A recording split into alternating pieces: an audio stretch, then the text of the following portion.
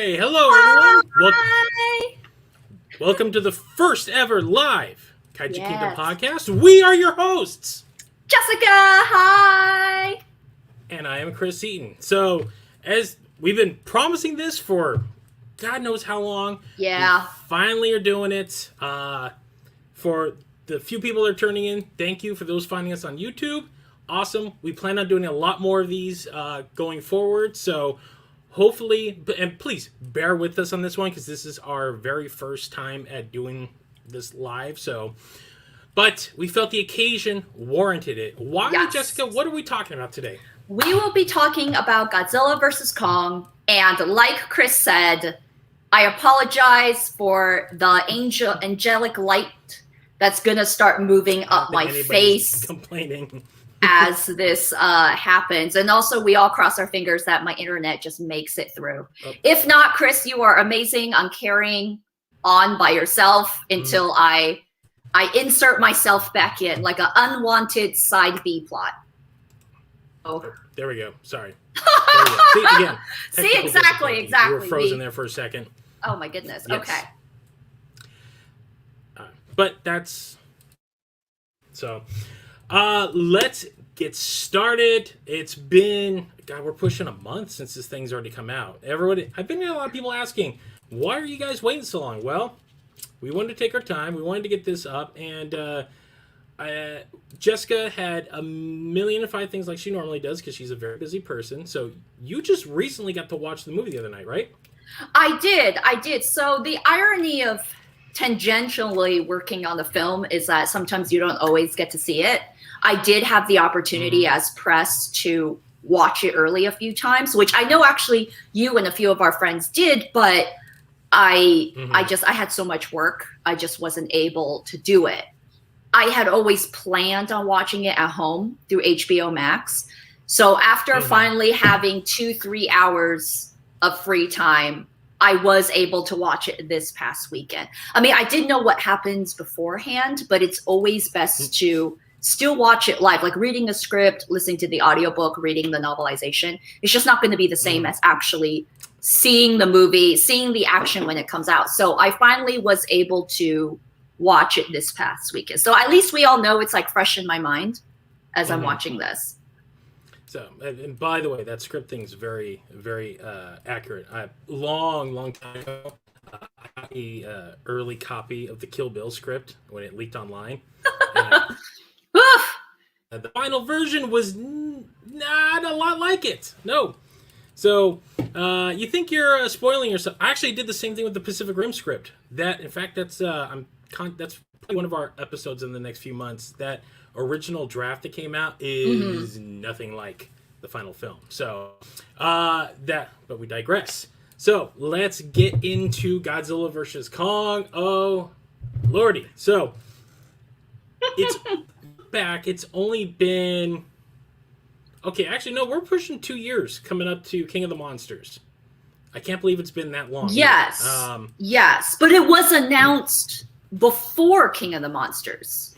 It was announced, actually... No, right after. Back even further than that. You and I sat down in the summer, like I think it was post-Comic-Con 2014 when they announced Godzilla. Yes, okay. Original date was 2020. It was 2020 either way. Yeah. So again, back then all those schedules got moved around so many times. Like if we were sticking to the original thing, the 2014 film was supposed to come out in 2012, but that's neither here nor there. So it's a long time coming. And in that time, we had a Kong film, we had another Godzilla film, and now we finally get to see these two beat the crap out of each other. Yeah. And let's just dive in. Jessica, giving you the floor. What are your thoughts off the top of your head? And we'll get deeper in as we go. Oh, okay. I didn't hate the film. I know that there was a lot of extreme hatred towards the film, and I'm really happy for those who loved it so much they saw it 7-8 times in a mixture of whether they were at home or whether they went to the theater. I thought it was fine. I enjoyed it, actually. It's not one of those movies where I regret spending time watching it. I actually did like it. I was there, we all know, I was there for the kaiju fight. And I would describe this movie as that if you love kaiju fights and everything, it's gonna be great. You do get to see a lot more in daylight, which is really awesome. But I do feel like between King of the Monsters and the way Godzilla moves and the way Godzilla moves here in this film, it is the difference between the way the mechs moved, the Jaegers moved between Pacific Rim 1 and Pacific Rim 2.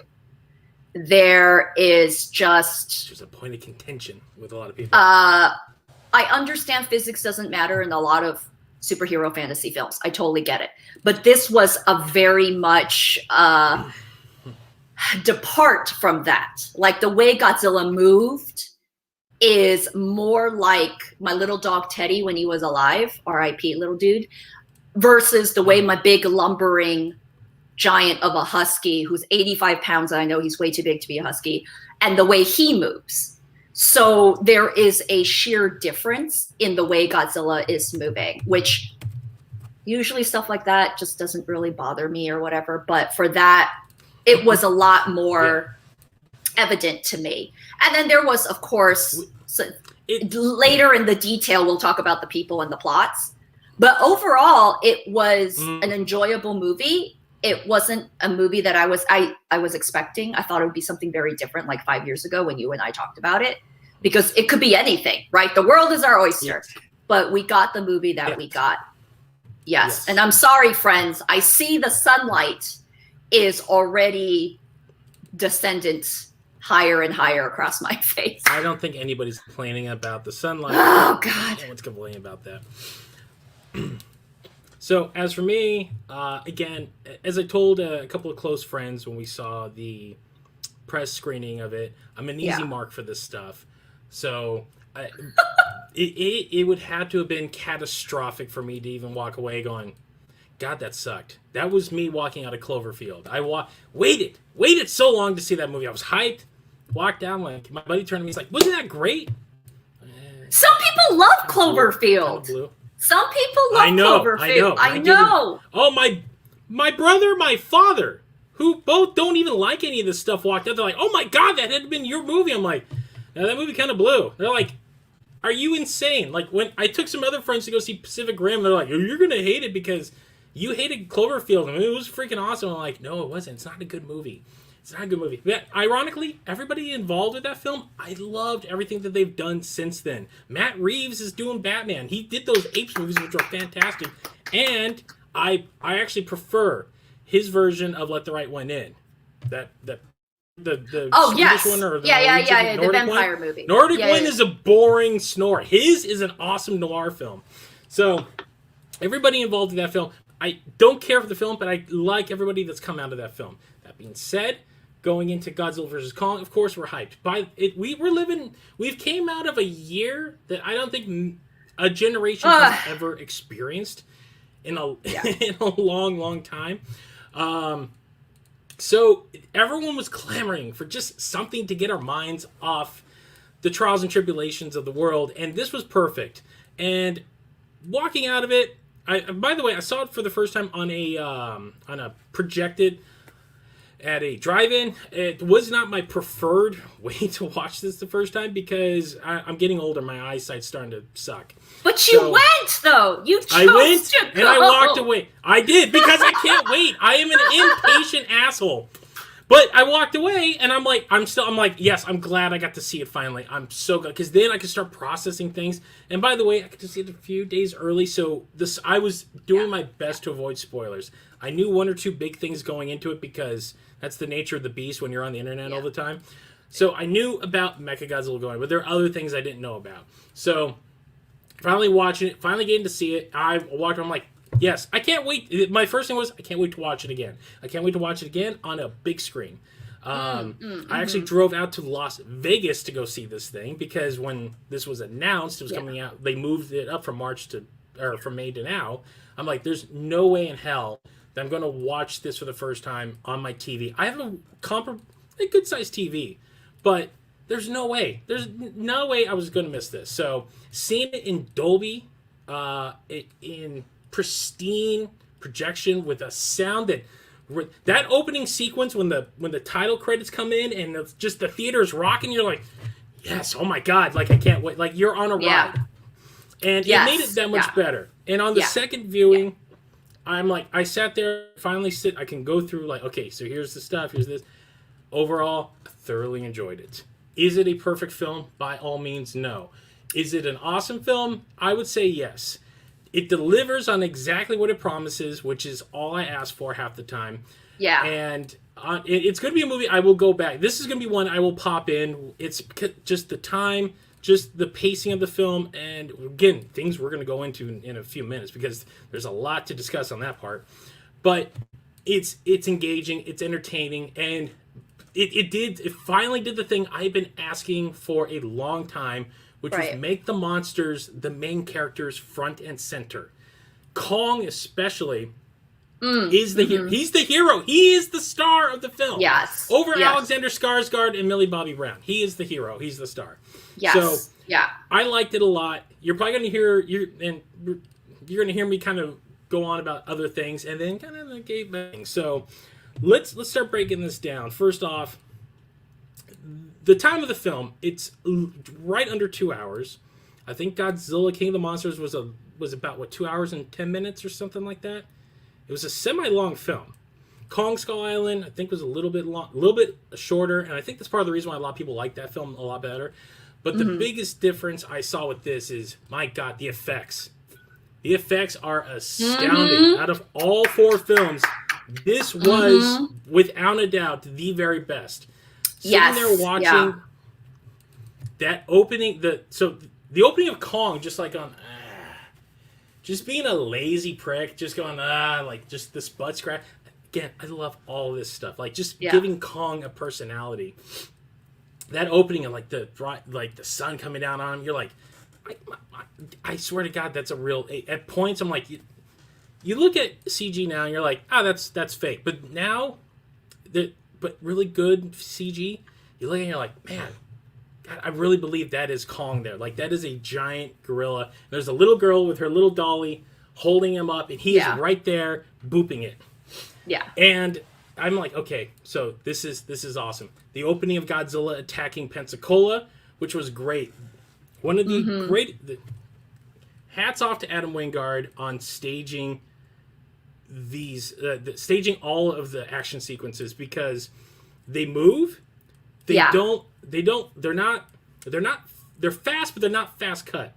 And what I mean by that is I use the what I call the Bourne Identity cutting, which is we film a sequence, and then we film a lot of other in-betweens, we chop it up, so that way it looks like it's moving around and it keeps everyone's attention, but it's a lazy editing method. This, we follow through. We get to see Godzilla come in, he's swatting at jets. There's little instances of like the lights. Very much, it looks like he sat down, watched the first Pacific Rim, took notes on that Hong Kong battle sequence, and then mapped out the rest of the film based on how that was. The lighting, the movement of the monsters, all spectacular. One thing I did love especially was the fact that he plays with Godzilla's internal combustion. The lights, the spines lighten up constantly. His eyes glowing every time he lights up and he breathes fire. Yeah. And making Godzilla an absolute dick in this film. Brilliant. Absolutely brilliant. Because you're going to have to you're going to root one over the other. And kind of making Godzilla a dick. And by the way, I'm not saying it's not for no reason. It's a well-earned title because he is the king of the monsters now. So, especially with those opening sequences when you're like, why is he attacking everyone? He's been the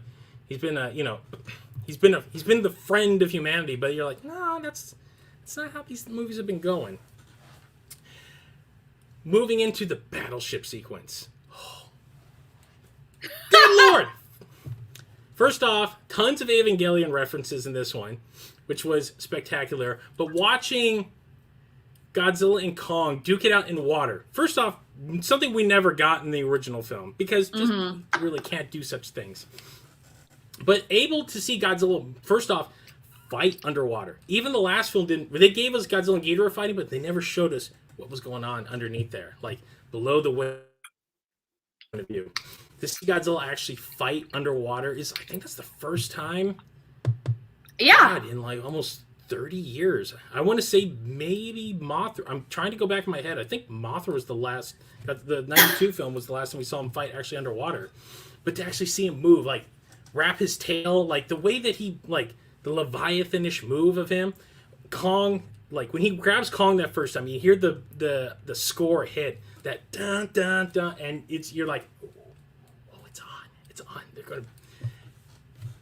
I can't. You're going to see a lot of chef's kiss because these are the aspects of this film I truly loved. If a film can make me feel like I'm 5 years old again watching Godzilla vs. Kong for the first time, then it's done its job. Yeah. By the way, that opening scene, that once Godzilla. By the way, when you saw that preview of seeing Godzilla come up, you're like, wait, how in the hell are they on top of an aircraft carrier? Well, when you get into the film, they're like, physics mean nothing in this film. So as I stated, physics means stated, nothing. Physics means squat. So let's just do awesome stuff. And some of the best action films at times just say, look, you're watching fantasy. Let's get into fantasy. Now, there are times that it goes too far and it breaks I'm off the top of my head. I'm blanking on the term, but suspension of disbelief. When you're yes, suspension of disbelief. Yeah. Thank you very much. If it breaks the suspension of disbelief too much, you're like, okay, come on. This though, I can believe Kong leaps from ship to ship, hops on top of an aircraft carrier. Which one of my absolute favorite shots is when he lands and the ship rights, and we get that the Jaws shot of Godzilla coming through, and Kong is in the distance roaring, and he's posing and posturing. I'm just like, that's a wall. That is a mantelpiece right there in itself, because it's in terms of fighting in movies, of martial arts movies. When you have the good guy fighting the bad guy, you can't just have him like run in, blah blah, because that means nothing. Yeah. I always point people to the Raid. The Raid builds up fight sequences beautifully because you start with the grunts, you start with the disposable guys, but then you start moving up, and you're introduced to a character called Mad Dog, and he starts beating up people. Well, we've had 2 movies already of watching Godzilla and Kong beat up other monsters, so now it's like, okay, let's see how this is. We're pre-invested, and when Godzilla climbs on top of that aircraft carrier, gets up, roars, and you get it from that point of view of like you're on the aircraft carrier. And the second they just turn to Kong's not even waiting. He's already mid punch and just throws a haymaker at Godzilla. All right, I'm like, the rest of the movie could just end. The movie could end right here, and I'm satisfied. I never thought I would see this in my entire life. As a kid, I was told rights. This is never going to happen again. But now we live in a world where, hey, anything is possible. 2020 has shown us anything is possible. Honestly, the biggest thing that got this movie going is Marvel. You have to give it to Marvel because of them introducing the aspect of like a shared universe, which was like, oh, hey, here's an aspect of money we have not dipped into. Well, now we can do all kinds of crazy things because everyone's getting a chunk of a piece of the pie, if you will. Yeah.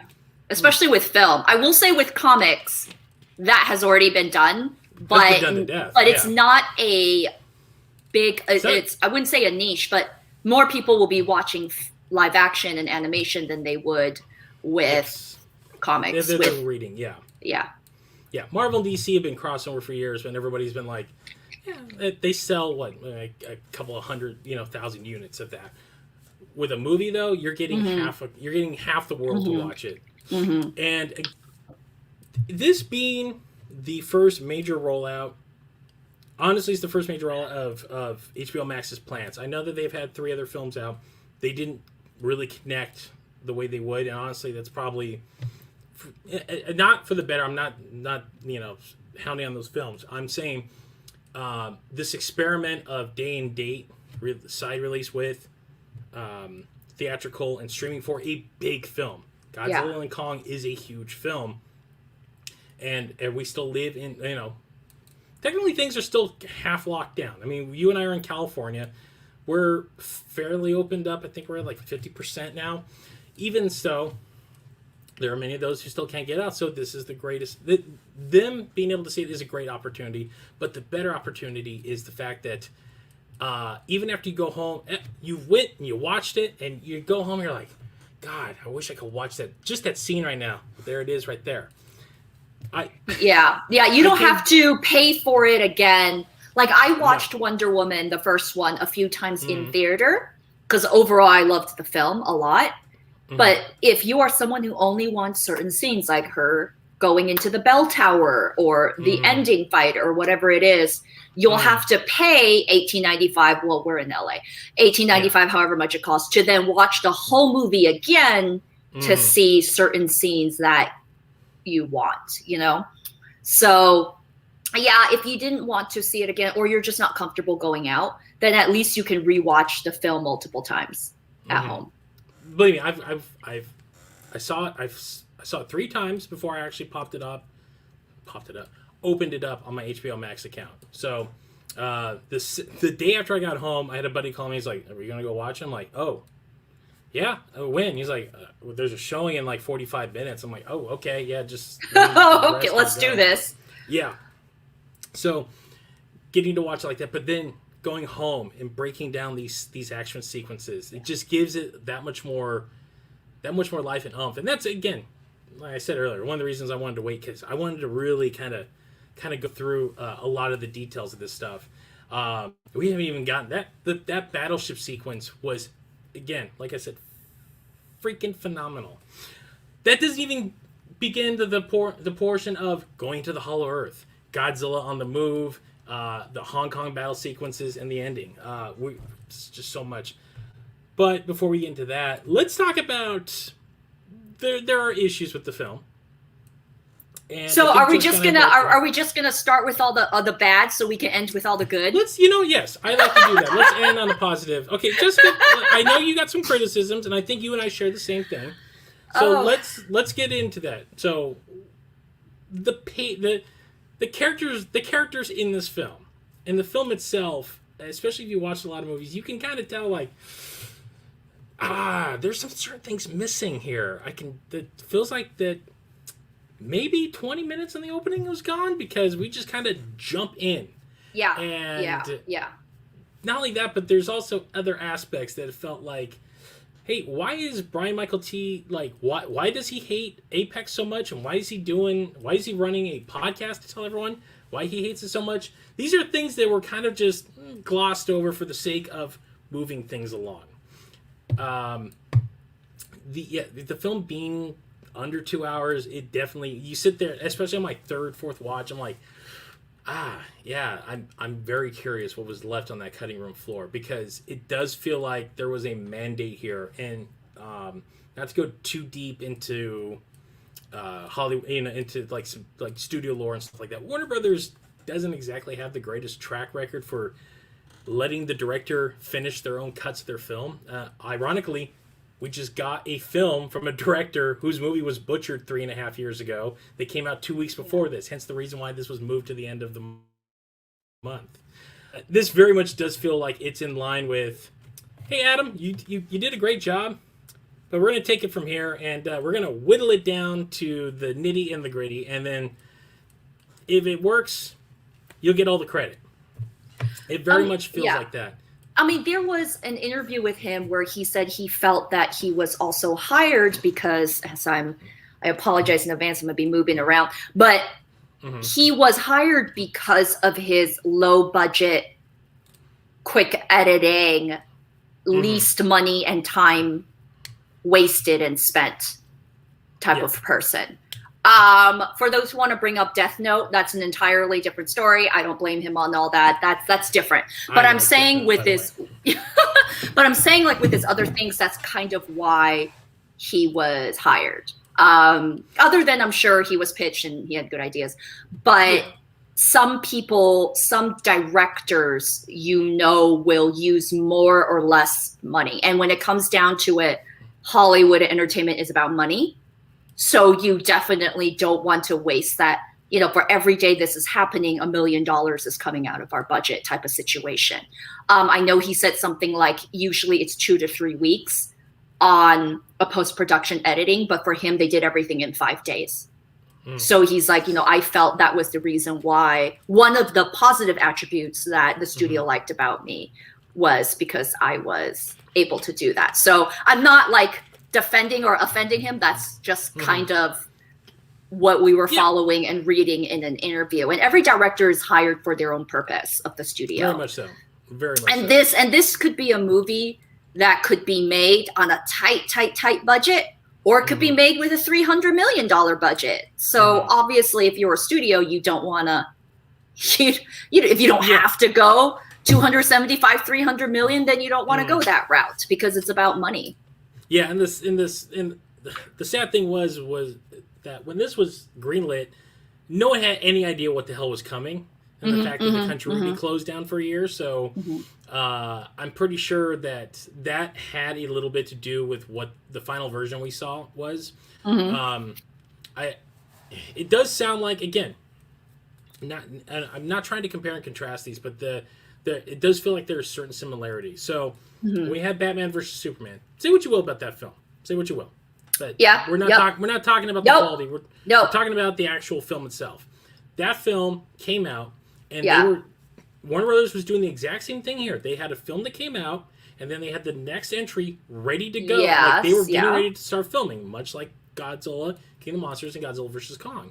So as Batman vs. Superman came out, it seemed like Warner Brothers was listening to a lot of the criticisms on Twitter and wherever else on the internet, and they made adjustments to the final film that eventually came out in theaters. Again, say what you will about either of those, but they were listening and trying to improve upon the things that people were complaining about. Yes. That's what it really felt like here, where when Godzilla King of the Monsters came out, people were like, it's great, but I can't see anything. It's a little long, and the humans are kind of like, I didn't have nearly as many problems as those people, but they're justifiable criticisms. There's the criticisms I'm like, you're high, and then there's like, okay, I can see where you're coming from. Yeah. So it very much felt like this, where almost all the main action sequence, everything with Kong nearly is lit up in broad daylight. I think there's like 2 scenes of him really not like in the dark, but even then it's not in the dark, like it is properly lit. Like there is constantly a spotlight on him somewhere. Yeah. And it did feel like they took the like less humans, more monsters to heart, because I want to say there's like only 25 minutes in this film where one of the monsters is not on screen at any given point. Like that's the thing that blew me away. I'm just like, I don't even think there's a Toho film that goes this long with this amount of monster time per screen. I have to go back and really look at it, unless someone online's already like written down how much time there's. But while Godzilla isn't in it a ton, excuse me. That's okay. That's okay. I'm going real Batman right now. Yeah, I know. As like the sorry everyone. No, just because she's doing the shadow thing where she gets back and her eyes light up. She's I know. I just more. Like. But no, it does. The human element did feel like it was. They chopped as much as the story would allow without it turning into a convoluted mess.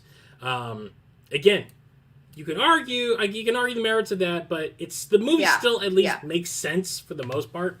And it really does feel like they took a lot of that to heart. So they gave us a lean. And back to my point before I get too far off, the fact that this is the first launch for HBO Max. It's the first movie being opening in a post-pandemic world. They wanted to squeeze that orange or that fruit as much as possible. So getting a under 2-hour film in, making it as widely enjoyable to as many people as possible, that was the goal. And I do not fault them on that in any way, because again, the film still turned out to be wildly enjoyable.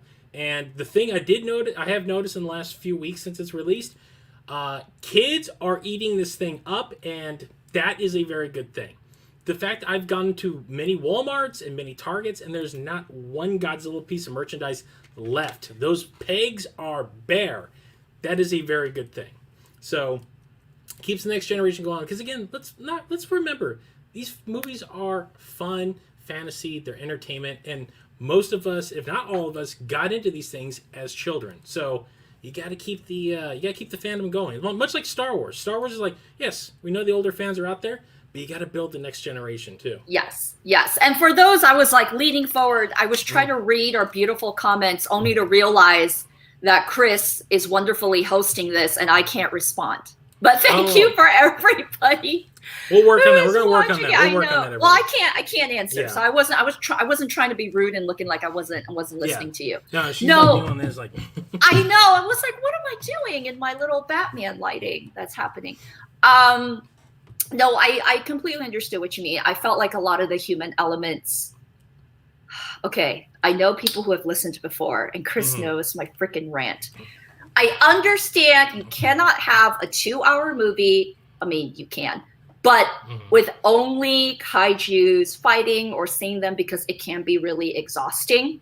I think I called it the Black Hawk Down, where I sat in the theater and I got no rest, no reprieve from beginning to end.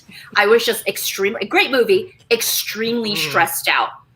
So I understand that you don't want to be extremely stressed out watching whatever the heck they're doing. And I do feel that there should be humans in this film. There should be human elements to this film.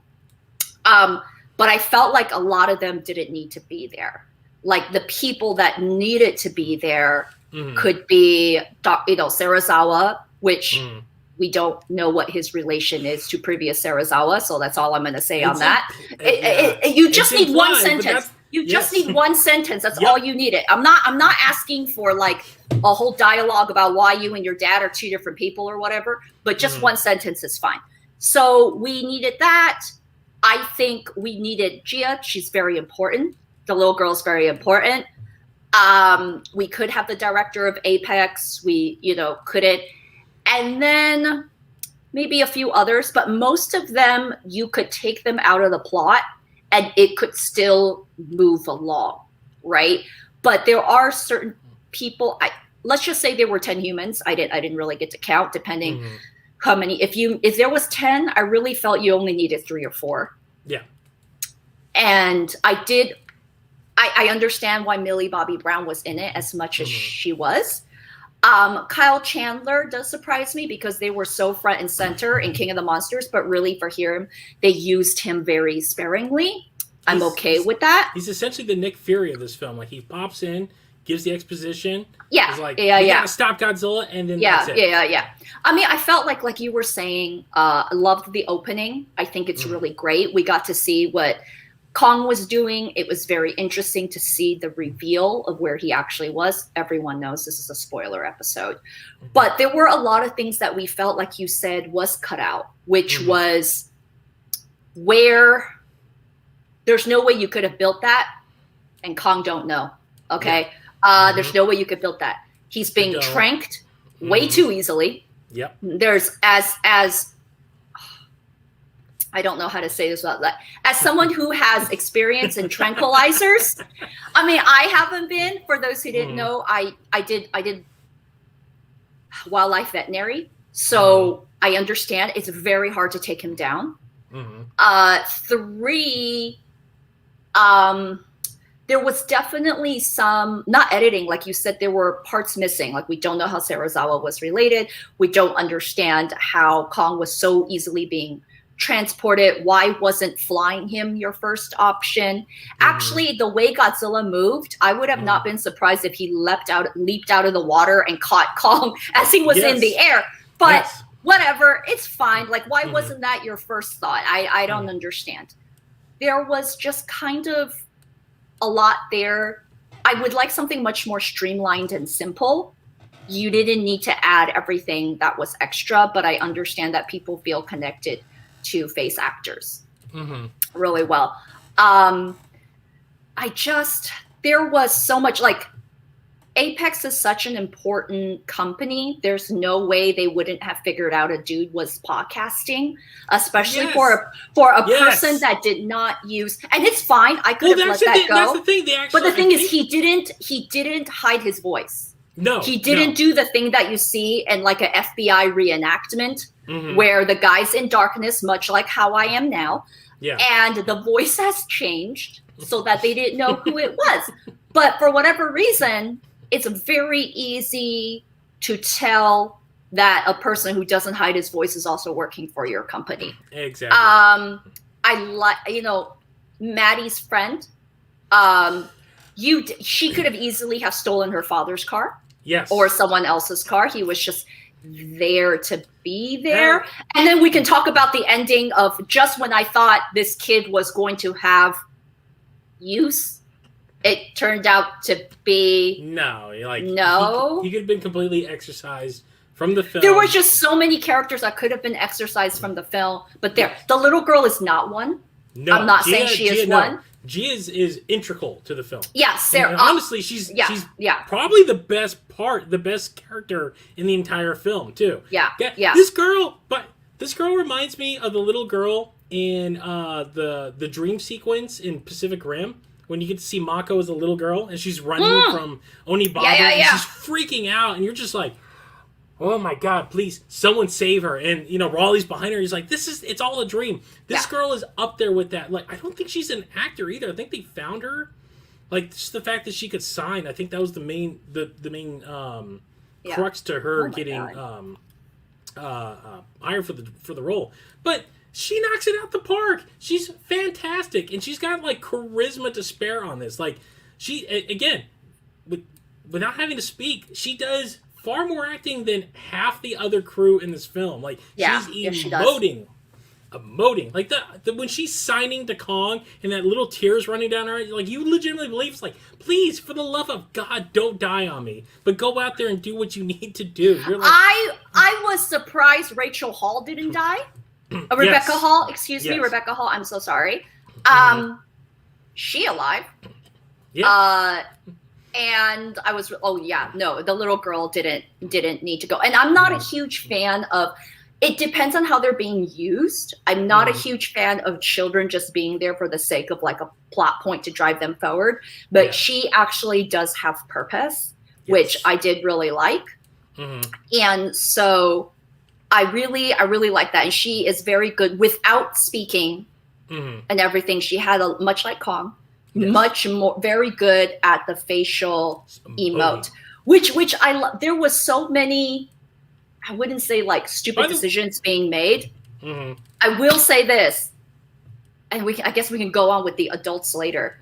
I think all of history has said that we understand why people don't trust adults. So when everybody was like, why didn't you tell me Kong could sign? Well, he don't want to. I'm like, because Kong don't trust humans. Exactly. I mean, adult humans, right? Yes. And it was this whole thing. And I love that the reasoning of why she was the only human left on that island was something close to a Roanoke, where it's just everyone disappeared in a storm. That, and by the way, we'll go into that in a little bit because I actually listened to the book on tape. Oh. So. With those, they usually use an earlier version of the script, and at the end, when we get towards the end, the last half of the film the last half of the book is very much verbatim what the last half of the movie is. But the first half, there was a lot cut out. So, and they actually do explain what happens to that to the Iwi. On Skull Island. So I did feel though, because you did the book, you did the Audible and the novelization, everything. I feel like those are things that are good Easter eggs. Which you should read because you love them. I don't think that you should have to read and consume them in order to understand what's going on in the film. Like Star Wars. Yes. Did you just look around? Yes, I looked around even though there's many people watching me. But yes, I'm just...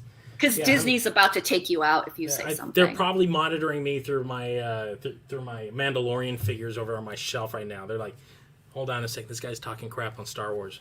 But no, that's exactly what the Disney era is very guilty of right now. They are, oh hey, you don't understand this character. Why is Palpatine back? You got to read these 3 comic books and this novel in order to understand the rest of it. I'm like, no, you don't. You can fill in the backstory, but give me a good reason as to why. So yeah, but I think that's not exactly what we're doing. What they did here, it does feel like that they did film all this stuff and it was just cut for time. Yeah. Which is kind of sad because the way they describe it was very integral to Gia and Kong's relationship, especially with what happened. But we'll go to that in the end. Remind me to come back to that. Alexander Skarsgård, what'd you think of him? I understood he was a little bit of a later addition, if I remember correctly. Just to let everyone know, 2020 has totally wiped my memory of everything that's going on. Mm-hmm. He was definitely. He was he was fine. Like in the beginning, I was like, okay, he there, right? Kind of like Rebecca Hall. They there, they there, and then towards the end, you can kind of see his usefulness. Yes. To everything that was going on. Obviously, one of the things that people had said is, for someone who's never really flown this aircraft before, he sure knows what he's doing. When it becomes a defibrillator. Yep. But let's just say he's a fast learner, right? Whatever. It is interesting to see kind of how they used his character toward the end. It may have been slight, but it was still he had his usefulness there. I think Rebecca Hall was there obviously to do the translation, right? Because she was she was there. Yeah. She's supposed to be that and the kind of grounding, like, okay, let's stop here. You're not going to use this thing as like a weapon or anything like that. But she kind of goes along with it either way. They do give the reasoning. There is at least reasoning for it. They're like, when Skarsgård shows up, he's just like, hey, look, this thing is not going to hold much longer. What are you going to do when he breaks it down and you all drown in this superstorm that's constantly going around the island for some mysterious reason that we aren't told in the film? Yeah, I did like the fact that 2 things is that Alexander Skarsgård's character could have easily have been this weird villain, or just like always pressing it, but he doesn't. Yeah. He doesn't become that. Also, he mentions earlier that Rebecca Hall's character is his colleague. I was very afraid because every time you put 2 semi-attractive people in a screen, they have to have past history or be in love for reasons unknown. But there was none of that. There were just literally 2 colleagues who knew each other. It was refreshing, wasn't it? Yeah.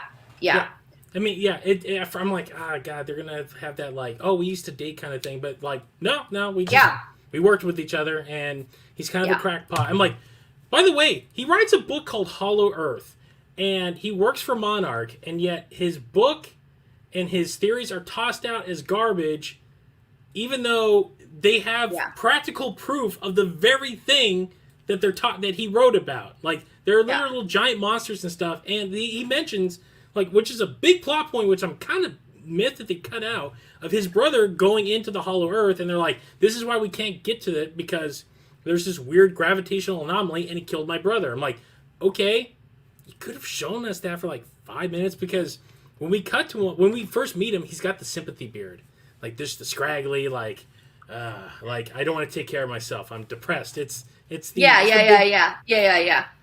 And you're sitting there like, why is he so depressed? And all of a sudden, you get this random just information dump. They're like, hey, your brother died trying to get in there, and no one believes your work, even though you worked for the company, you worked for this government organization whose sole job is to take care of all this stuff. Yeah. So that was the part I'm sitting there like, probably a few line changes could have really worked that out in 2 minutes. You could have given us a 2 minutes, like the opening of Twister. Why does Helen Hunt chase tornadoes? Because her father got sucked away in one. You could have shown us at least the plane going in, but it is what it is. I'm not complaining. I'm not complaining too much. Let's talk about the bad guys. Even though they weren't really bad, the villains of the film aren't exactly villains in general. Like, their motivations are actually pretty straightforward and Yeah. They're not Yeah. sinister in any way, other than maybe breaking a few, international laws of drilling and a few other things like that. But like they're the main character, Walter Simmons, the main character, who, by the way, Yeah. I liked it. The actor Damian Blicker, is that how you pronounce his name? Damian Blicker, I think so. My apologies if I'm butchering that. By the greatest Ricardo Montalban impersonation I have seen. This I'm like, oh my god, he's pulling a Montalban with this. Like he's got the glass of whiskey and he's talking like he's a very passionate man, a very passionate Latin man. Like you saw him with that cape Yeah. and you knew he was going to be the villain. Yes, and he's like, I have made love to many women and I'm incredibly smart. But when you get to the reasoning behind everything that he does, it's like, you're not really a bad. You're Wreck-It Ralph. You're a bad guy, but you're not a bad guy. Like his understanding, like yes, he wants to kill Godzilla. In that world, you can make that justifiable because it's like he's a giant monster and he's already laid waste to two major cities. Yeah. In the storyline that we've already developed, like there's going to have to be a point when if Godzilla dies, well, you have to defend ourselves. So him building Mechagodzilla is actually. I mean, yes, it is the, like, man has toyed with things that he does not understand. Or man always wanting to be Apex. Yes. And I'm like, it's okay. Yeah, you don't have to be Apex. You don't every have to time. be Apex, but I get why you did what you did. And even then, he's still not, like, when we had the moment of the Godzilla team of Millie Bobby Brown and Brian Michael And you realize that both Team Kong and Team Godzilla doesn't meet together. No, they until, never like, once. the Until end the of very the film. end. Yes. They never cross. You know what it is? It is in Fifth Element, at no point in that film, ever, do Bruce Willis and, oh God, what am I blanking on his name? That's what happens when I get a little far. Gary Oldman. They never once cross paths. That the hero and the villain of the film never meet at all in the entire film. So it's kind of cool that you have these two. It makes sense in the overall story. Like you have Godzilla and you have Kong. These are two things colliding. So, but yeah, having them never meet was. I'm sitting there. I'm like, they never talk. That's kind of quaint, especially the fact that you have Monarch and essentially two sections of Monarch kind of doing two different things at once, but. It's fine. Ren, a little disappointing because I felt like there was much more that can be done with this character. Yeah. If these movies do continue, though, I'll say this. It does feel like that they have set him up to be... he could be a bigger element going forward in the lore that they're building because it does... They don't exactly... He's dead! He got Is he electrocuted. dead? He got electrocuted, and that's all we saw.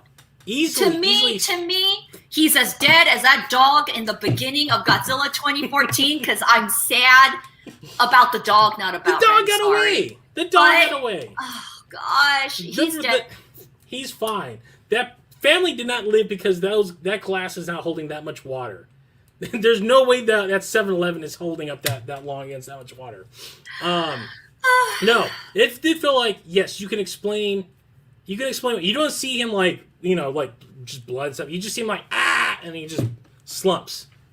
Easily explain away that yes, he can still be alive, but the Deus Ex Machina of the machine that he was in opens up many possibilities if they are going to continue this thing down. I really do hope that if they continue doing these movies, that they really do use him as not exactly a ongoing, like maybe a villain, but an ongoing thorn in maybe Monarch's side, because it does feel like, especially, he was connected to Ghidorah's brain. Like, he saw... It's Kevin. Yes, he drifted. He drifted with Ghidorah. Like, but then again, a lot of swiping of some Pacific Rim like material was done in this film too. Yeah, but you can easily explain he's still alive. And now his mind's shot because he has seen things that no one was meant to see. Do you think Kevin's in him? Kevin could be in him, or he got a glimpse of what Kevin knows and what Kevin has seen.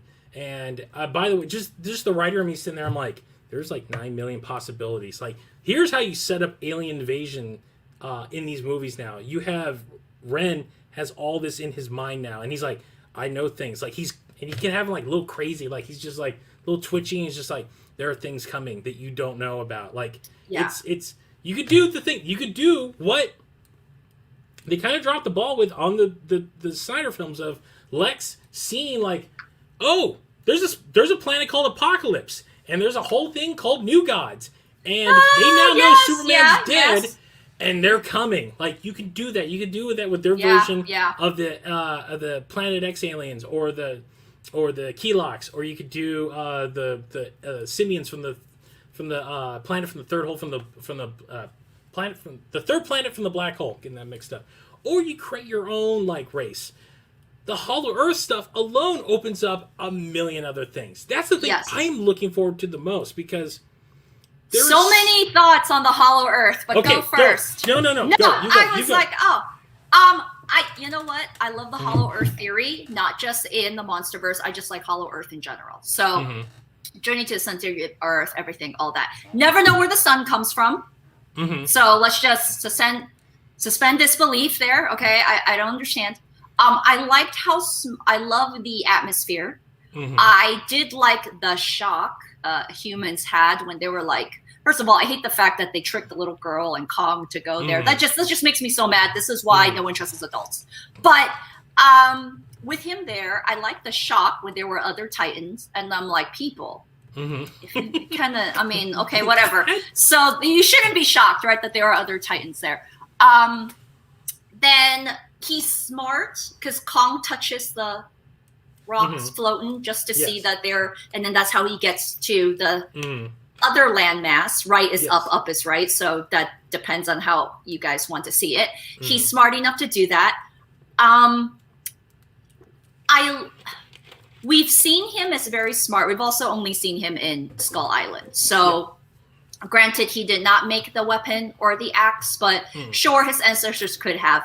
The throne and the kingdom, his little castle that he's in, I could see why some people felt is very man-made.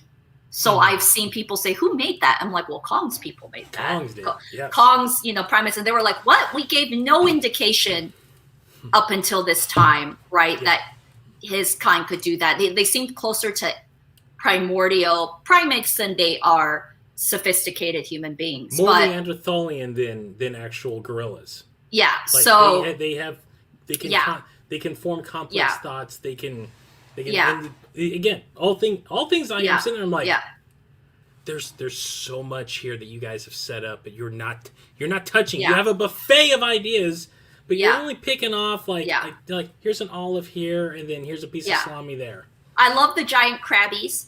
They're so cute for those. I love arthropods, so I love the giant crabs.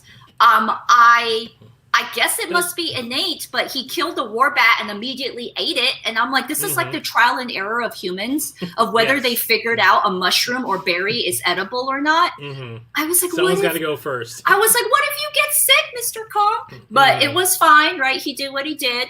They get there, and I think it's obviously could set up a much bigger universe and everything that kind of happens. God, yes. It is interesting. How would I say it? It's interesting, first of all, that poor dude's home already got destroyed. Not destroyed, but it was already there. We got to see, I guess to kind of see more of the world of Hollow Earth is very interesting. We get to see that underneath is the lava, which is what the core is. Like people think what the core of the Earth is. They definitely touched upon a lot of things, but we, hopefully we'll see more of it in the future. I liked how they kept saying it is an ancient rivalry, because when he puts down the axe, that's also somehow a key. Yes. You get to see the light up around the throne, and it's very Godzilla-like. I have thoughts on that too. For what it was trying to explain. What I feel the movie was playing. But go ahead, finish up. I think it's very beautiful. I think one of the major shots could be, I call it a wallpaper moment, like when Gia and Kong touch. That's a wallpaper moment, meaning you can screenshot it, put it on your laptop or your TV screen. seeing Hollow Earth is a very wallpaper shot, and it's very beautiful, and it's really, really good to look at. And I think I would like to just like have a movie just about Kong and Hollow Earth. I still feel that he's the only one of his kind left, which makes me very sad. But there could be more of them out there. Because it looks like we only saw maybe like 50 miles of Hollow Earth. It feels like it feels like they were there for like 20 minutes and they found the thing they were looking for. Which again, if you want to talk about suspension of disbelief, just happened to be right under Hong Kong where all the craziness was going on. But the beauty about the Hollow, I love they've been building this thing since Kong Skull Island. Yeah, it's like, hey, and I thought we got a glimpse of it in the last film. Turns out, no, that wasn't even a glimpse of that. Like, there's levels to this thing. But the true Hollow Earth, where we went in this film, I'm like, this is straight out of Burroughs. I love the Pellucidar saga from Edgar Rice Burroughs. There is a lot of that element in this, like the idea of the landscape, like it's a reverse of what you would see. So instead of seeing a horizon that dips, you see like just land that goes up, and then there's more things above it.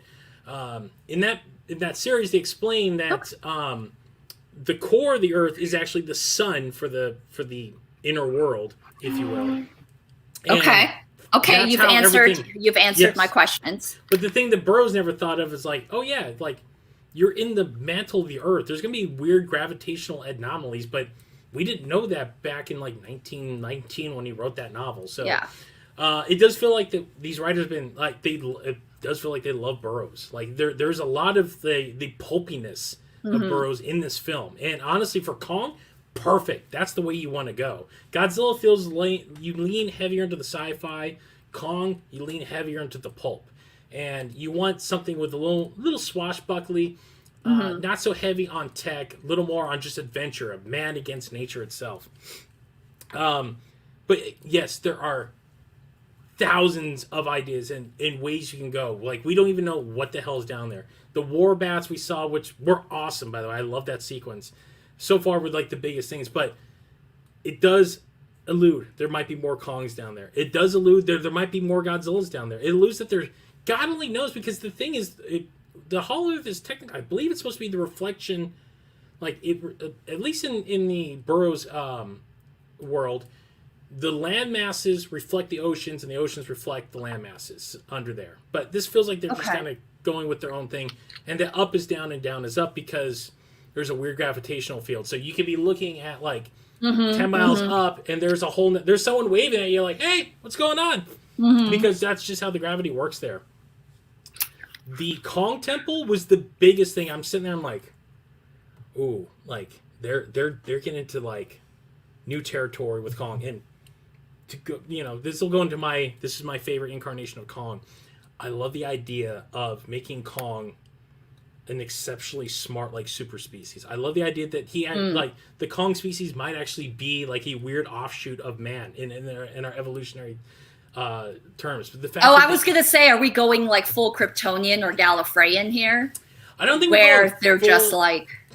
I don't think well, evolutionary wise, I mean, if he's just a big ape, they're still related to us in some sense. Right. But I mean, they're not. I mean, chimps and apes aren't as close related, or chimps and gorillas aren't as related as we are to chimps. Like that, we're not. Well, it's not nitpick there. But I would say that the idea of them, like especially Kong learning, doing the sign language, like you can sit there and you can learn, like the idea that a whole group of these, like a whole race, like they can sit there, plot these things out, and like we're going to build effigies of ourselves. We're going to build a kingdom. Like everything that you look at, like that was not built by people. That was built by the Kongs. Yeah. And you see the strewn, like the corpses that are laying around when Kong pulls that. By the way, holy crap, do I love that battle axe. It's so awesome.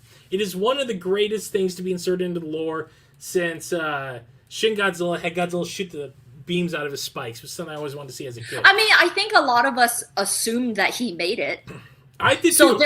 there was some disappointment when we realized he just kind of picked it up. But it implies that his previous ancestors made it. Yes, because when you look close at that thing, I don't know what the bone lights up red. So it doesn't exactly it doesn't feel like it's a Godzilla bone. It feels like it's something else.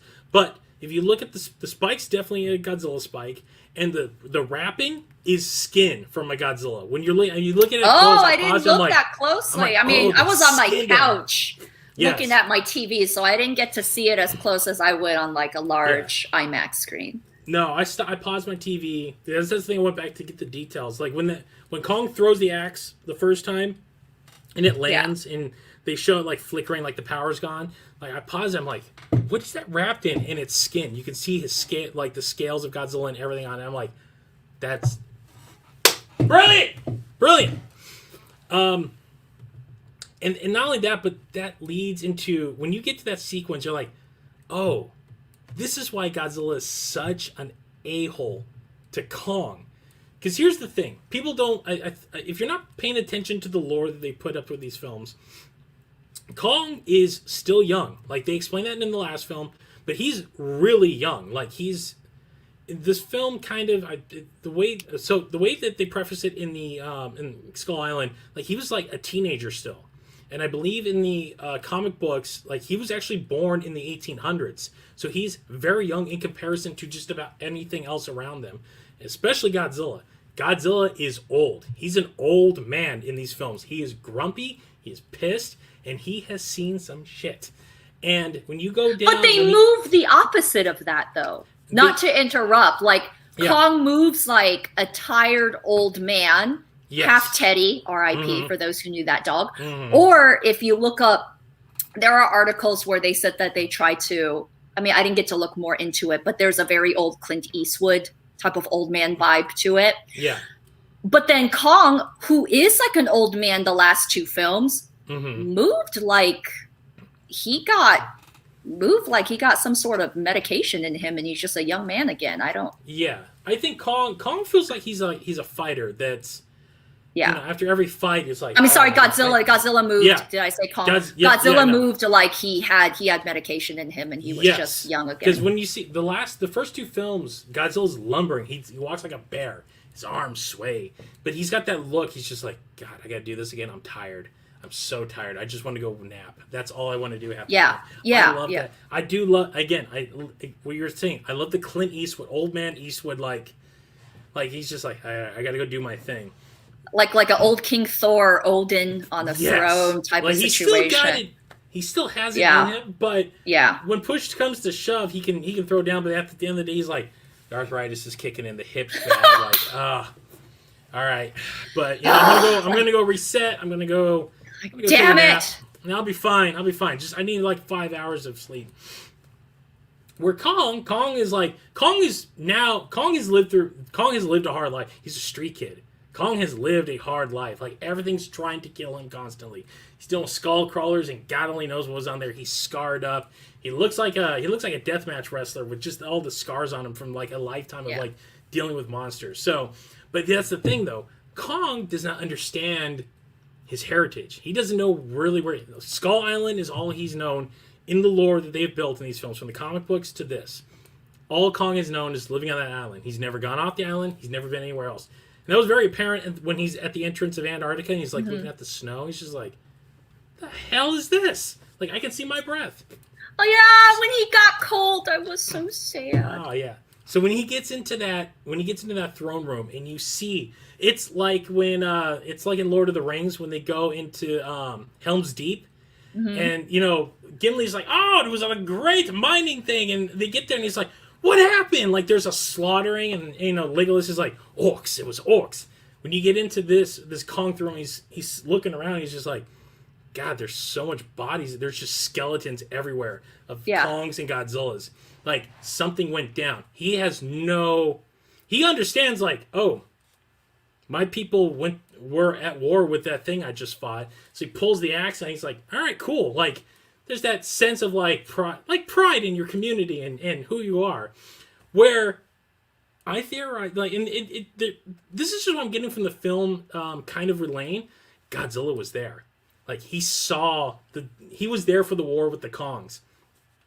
And that made that made the character arc of making Godzilla a complete a-hole that much sweeter. Because here the way that they built the adversaries in this film series so far have been the Mutos, which are essentially serial killers of the Godzilla world. Like all our purpose is to mate, murder you, and then in put our young to feed upon your corpse. Like, they are the serial killers of the Godzilla species. So Godzilla, when they wake up, he's like, all right, I gotta go stomp these effers out before they do me in. Ghidorah, that's his Joker. That is his rival. That is like the only thing that can truly stand to test his measure as a fighter, if you will. Like, that is the one thing. That is the one person. Like, when he's like, all right, I got to go beat the crap out of this guy, because if he doesn't, he's gonna beat the crap out of me. These are the two that are equal. They are the unstoppable force and the immovable object. Like, one of them will murder each other. Kong, though, that's gang war. Godzilla doesn't care for him. He's like Kong can do nothing to him. He's like, I'm gonna go shoot that guy right now because his gang screwed up my gang, and I'm all here for it. Because Kong's like, I don't know what I did. He's like, I don't care. Your mom put an axe in my dad's head. Your brother put an axe in my sister's head, and you know what? You're gonna pay for it. And that's what makes those little scenes, like when Godzilla comes up in the fiery water after beating the crap out of Kong. Like, he's sitting there, he's like, yeah, eat a dick. And he just takes off. And you're just like, why is he so mad? When you go down there, you're like, he was there. He saw it. He saw the hell. Oh, I lost Jessica. All right. I'm going to wait a minute while she tries to get back. So, yes. Oh, my God. That aspect of this film of creating the rivalry, if you will, magnifique. I absolutely enjoyed that part. Him being so angry when you finally see that point, Kong doesn't understand. Kong just is like, all right, this guy's been attacking me, so I got to defend myself. And you know what? Now when he goes to the Hollow Earth, he's like, okay, I get a little bit of the history. Screw him too. But I'll say this. Here's a theory I got. It does look like the Kongs started the war, because when you look at the energy that's emitting in the halls, when Kong charges his axe, that should be the big thing right there. When he charges the axe, that looks like that was the power source for all the Godzilla species, and it felt like the Kongs moved in on their territory because either they wanted that, or there was something else there that they had to push the Godzillas out with. So, hold on a second. I'm going to try to get Jessica back in here real quick. She's coming back, everyone. Be back in 1 second. So, but it brings me to the end fight. I'm trying to wait for Jessica to come back. But past that, yes, all fantastic. There are many, many ways that this series can go. Just on, if they don't ever bring Godzilla back ever again, I would be cool with that if they continue with Kong. Kong, it feels like there are hundreds of stories they can tell, especially with the lore they've built. And for a long time, I've always wanted a solo series of Kong's films. I wanted his own rogues gallery. I get it. Kong fights dinosaurs and occasionally fights Godzilla. Give him his own King Ghidorah. Give him his Joker. Give him some allies. Give him some buddies. Pretty much every going that Kong has been in, he's always on his own. I want to see a world built around Kong. I want Kong to have, like, the Hollow Earth especially opens up a dozen different things, including an evil Kong, especially if we have other Kongs still living down there. I love that idea that there could be more of that going on. Just, give it. And not only that, here's the thing. If they'll never give it to us in a live action form, I want the war done. Like, give it to me in an animated film. I'll accept it even in that weird kind of funky, like, Netflix style animes they want to call it, but it is not exactly that. Hold on a second. I'm going to try to get Jessica back in here real quick.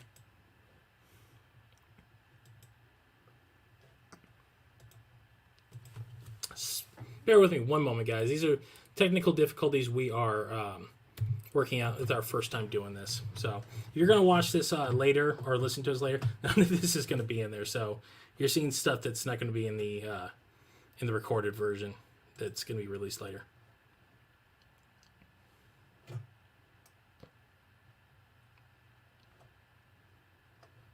Sorry, you're looking at me. Send an email to get Jessica back in here.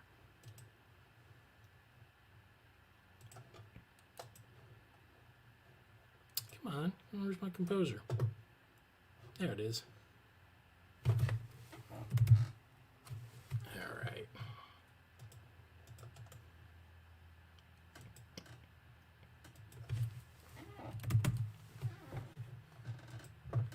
All right. Should have her back in a few minutes. Let's see who's in that chat. I'm actually surprised. I'm thankful. Thank you for coming out for the chat if you guys are in here too. So, and if you're watching via Facebook or YouTube, actually no, it's actually showing me who's actually watching too. Thank you guys. Because again, I didn't think anybody was even going to show up. So,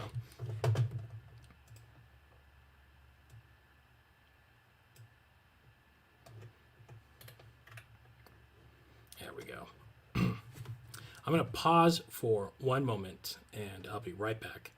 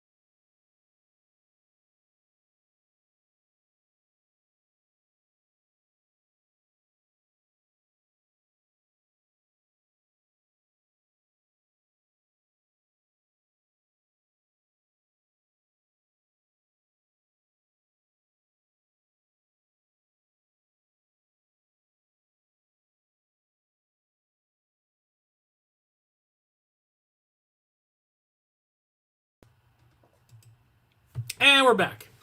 Oh, sorry about that, everyone. No, it's okay. I appreciate everybody waiting. I don't know what happened to my internet. So I'm reading It happens. A comment. It happens. And by the way, who just asked? It was is it Helmy? Yeah, hi. Yes. Who won? I believe he won our. Yeah, he did. He won the Skullcrawler. Did you not? Yeah, he did. Yeah. If this is who I think it is, he's got one of the most awesome setups I've ever seen. I think he posted on his Facebook. It's a Godzilla movie theater inside of his house. God, it's what I would dream of having.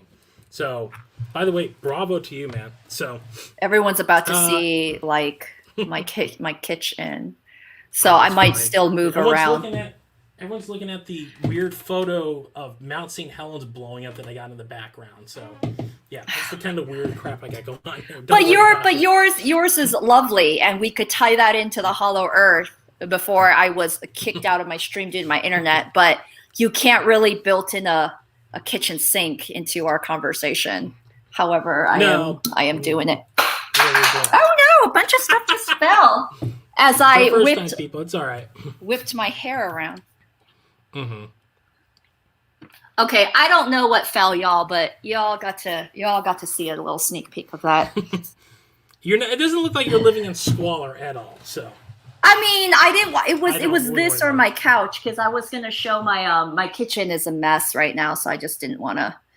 It looks nothing like a mess. So, where were we when you got cut off? What do you remember? Hollow Earth. Hollow Earth. Was I ranting about how much I want to see like a Kong series in Hollow Earth, or how much? My theory on the Kongs going to war, because I think I didn't. You were gone at that point. Excuse me. Of the Kongs pretty much being the instigators of the war with Godzilla, because when you look at the axe, when Kong puts the axe and that glow starts coming out, I'm just going off what the movie's giving me. It feels like that's where the Godzillas got their power source from. It's the same glow that they glow from. So it does feel like that they might have started something over that particular territory, and that's why they went to war. So might show why Godzilla takes such glee in beating the crap out of Kong when he does. Yeah. But that being said, I want 19 films of the Hollow Earth. If you want to create a new character, a new monster to put in there, go ahead. And I also want 19 Kong solo films, because the way that they've built this version of Kong is magnifique. And I want to see him fighting all kinds of crazy stuff. I want to see more Kongs. I want to see... There's so much lore that is here. It would be a national crime to just let it go in any, like, even give me an animated film. As I said, I want an animated film of the war. Because here's the thing, at least what Alien vs. Predator, as crappy as that film was, gave us at least one scene of a bunch of aliens and a bunch of predators fighting each other.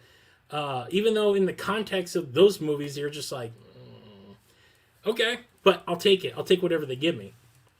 Like, I want to see, like, 20 different Kongs and Godzillas all, like, beating the crap out of each other. I want to see those acts fashioned. I want to see, like, Kongs ripping them out. It felt like the toys made it seem like this movie was going to be a little more violent than it actually was. Okay. Yeah, I could see that. When you... Hold on a second. Vamp for a second. I'm going to show you something. Okay. As Chris goes get things and Jess figures out lighting once again without everyone having to see my wonderful, messy kitchen. Domestic, I am not. Because when I buy Kong, okay, yes, I see. I see Kong has dino damage. I was expecting this in the film. I got this. That's cool. You see that? Cool. Yeah. I didn't exactly get that. But that's too deep of a wound. It's true, but it did feel like we saw a skull crawler get cut in half. And as Mechagodzilla was cutting it, you can actually see the light piercing as the skeleton rips apart. Like, this actually made sense in the context of the film. Well, I mean, he's also not one of the leads. Not so much. But I'm saying there was room to be, like, you felt like they were going a little, like, this is a brawl. This is going to be an all-out action. You could show a little monster blood. I'm not saying don't. I'm not saying go, like, full R-rated. But a little bit. Jurassic Park is PG-13, and we see dinosaurs.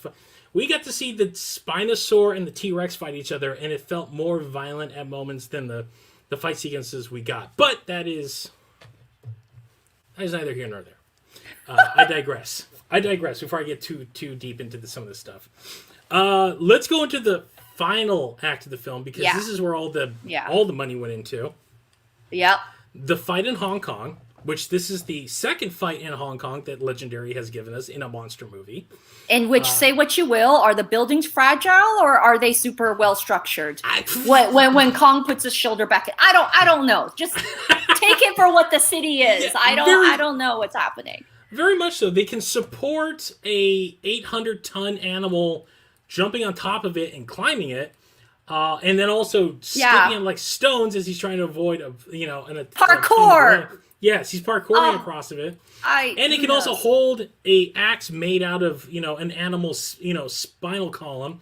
But if Kong, does a drop kick onto Godzilla, then they crumble right underneath it. So yeah, there was a little hit and miss, but I think it's just a matter of, like, if we take this building down, our natural lighting goes away, and then we can't see the fight.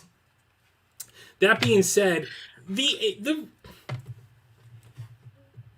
this film crossed from regular, to quote The Simpsons, from regular villainy to super villainy. When Kong activates the axe, Godzilla is literally above him about 8 to 10 miles, probably more, senses it, lights up like a Christmas tree, and blasts a hole to the center of the earth. I stopped and I turned to people like, oh my gosh. Please go. I want to Okay, so you explained it to me. Because he blasts through it. By the way, Godzilla is using his atomic breath like I just turn on the flashlight. Usually it takes time and music for the swelling to come up. So for reasons unknown, it's being used willy-nilly. But he blasts us through. Earth is pretty thick, y'all. I don't know. But Chris explains it to me later. I don't believe during that time. I like the idea that it goes through because they could. I know that when they see each other, I don't actually think they see each other. I think it's just kind of a cool moment. But you did explain later on the reason why it was able to go through that quickly is he does go through one of the tunnels, one of the vortexes, which is how it gets through that much easier. That made sense after it was explained to me. Because even at that rate, it should have taken Godzilla much longer to blast a hole through Earth. Well, it's like Fast and Furious 6 when the plane is trying to take off and it's coming, it's going off the longest runway in the entire Eastern or in all of Europe because that action sequence is 10.5 minutes long, even though I think it's supposed to equate to 3 minutes of time. Even 3 minutes of a plane rolling down a runway. That runway has to be as long as the 5 freeway from getting to LA to San Francisco in order to get that kind of sequence going. But that is lifting, that's the magic of movies right there. So Godzilla, like the second he starts I'm sitting there like, is he really blasting a hole to the center of the earth? And people in the car were like, that's what it looks like. I'm like, okay, I'm in. It's fine. Like, let's do this. Yeah, I know. Giant monsters. Yeah. So, Kong coming out again. It was just it's a Deus Ex Machina. It's just a reason we have to get our main characters back up, and we have to have Godzilla and Kong fight somehow. So I get it. That's fine. And this movie's so goofy and cartoony at this point that you roll along with it.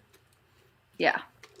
But once it gets there, oh God, this fight. The fight lived up to everything I had hoped it would be.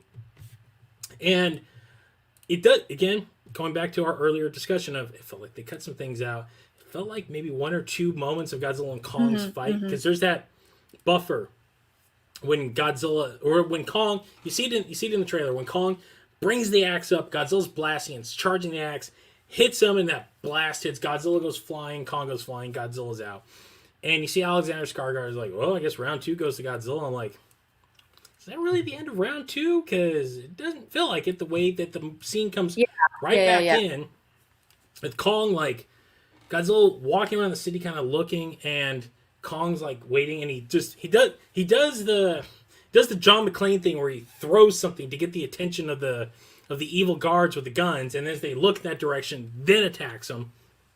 It's still beautiful, though.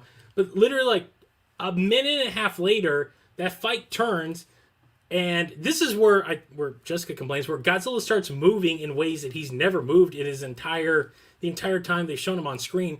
He's almost crawling, and he is moving like an alligator. Yeah, he's like snapping. Kong is like on his back. Godzilla's clawing the crap out of him, and you get that moment when after he's clawing, Godzilla gets up and he puts his foot on his chest, and you get it's that look on Kong's face. It's the same look my nephews give me, my 2-3-year-old nephews, when I am annoying the crap out of them.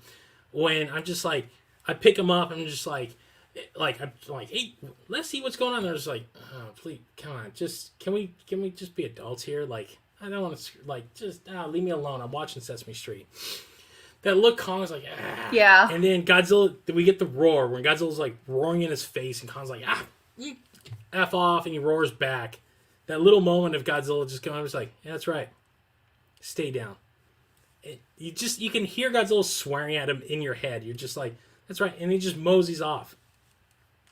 It's a great moment. And when I talk about these character pieces, like the idea of giving that Godzilla that much character, like he takes glee in harming Kong. Like he didn't take glee in any of the other monsters fights. This one, he takes glee because this one isn't like a rivalry, a personal rivalry like with Ghidorah, or like he's got to kill this thing, he got to kill the Mutos because they're going to kill him. This is, I'm going to make this guy suffer because I'm going to make his family made me suffer. I'm going to make him suffer. I also see it as he had one job. Mm-hmm. He's off to If you see the toys, it's not a reveal, right? We'll get into that in a second too. Yeah, but I almost feel like Godzilla's always a dude who's just trying to live his life, and he's got one mission, and people keep interrupting him, and he's tired AF. And I felt like he was trying to do one thing, and then Kong just kind of keeps, and then he's just, because he diverts his attention when he gets to Hong Kong. So I felt like he was one dude trying to deal with two things at the same time. So.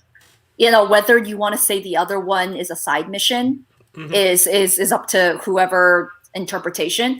But I almost felt like when he stepped on him and roared on him, he was like, all right, back to my previous point of what I'm trying to do.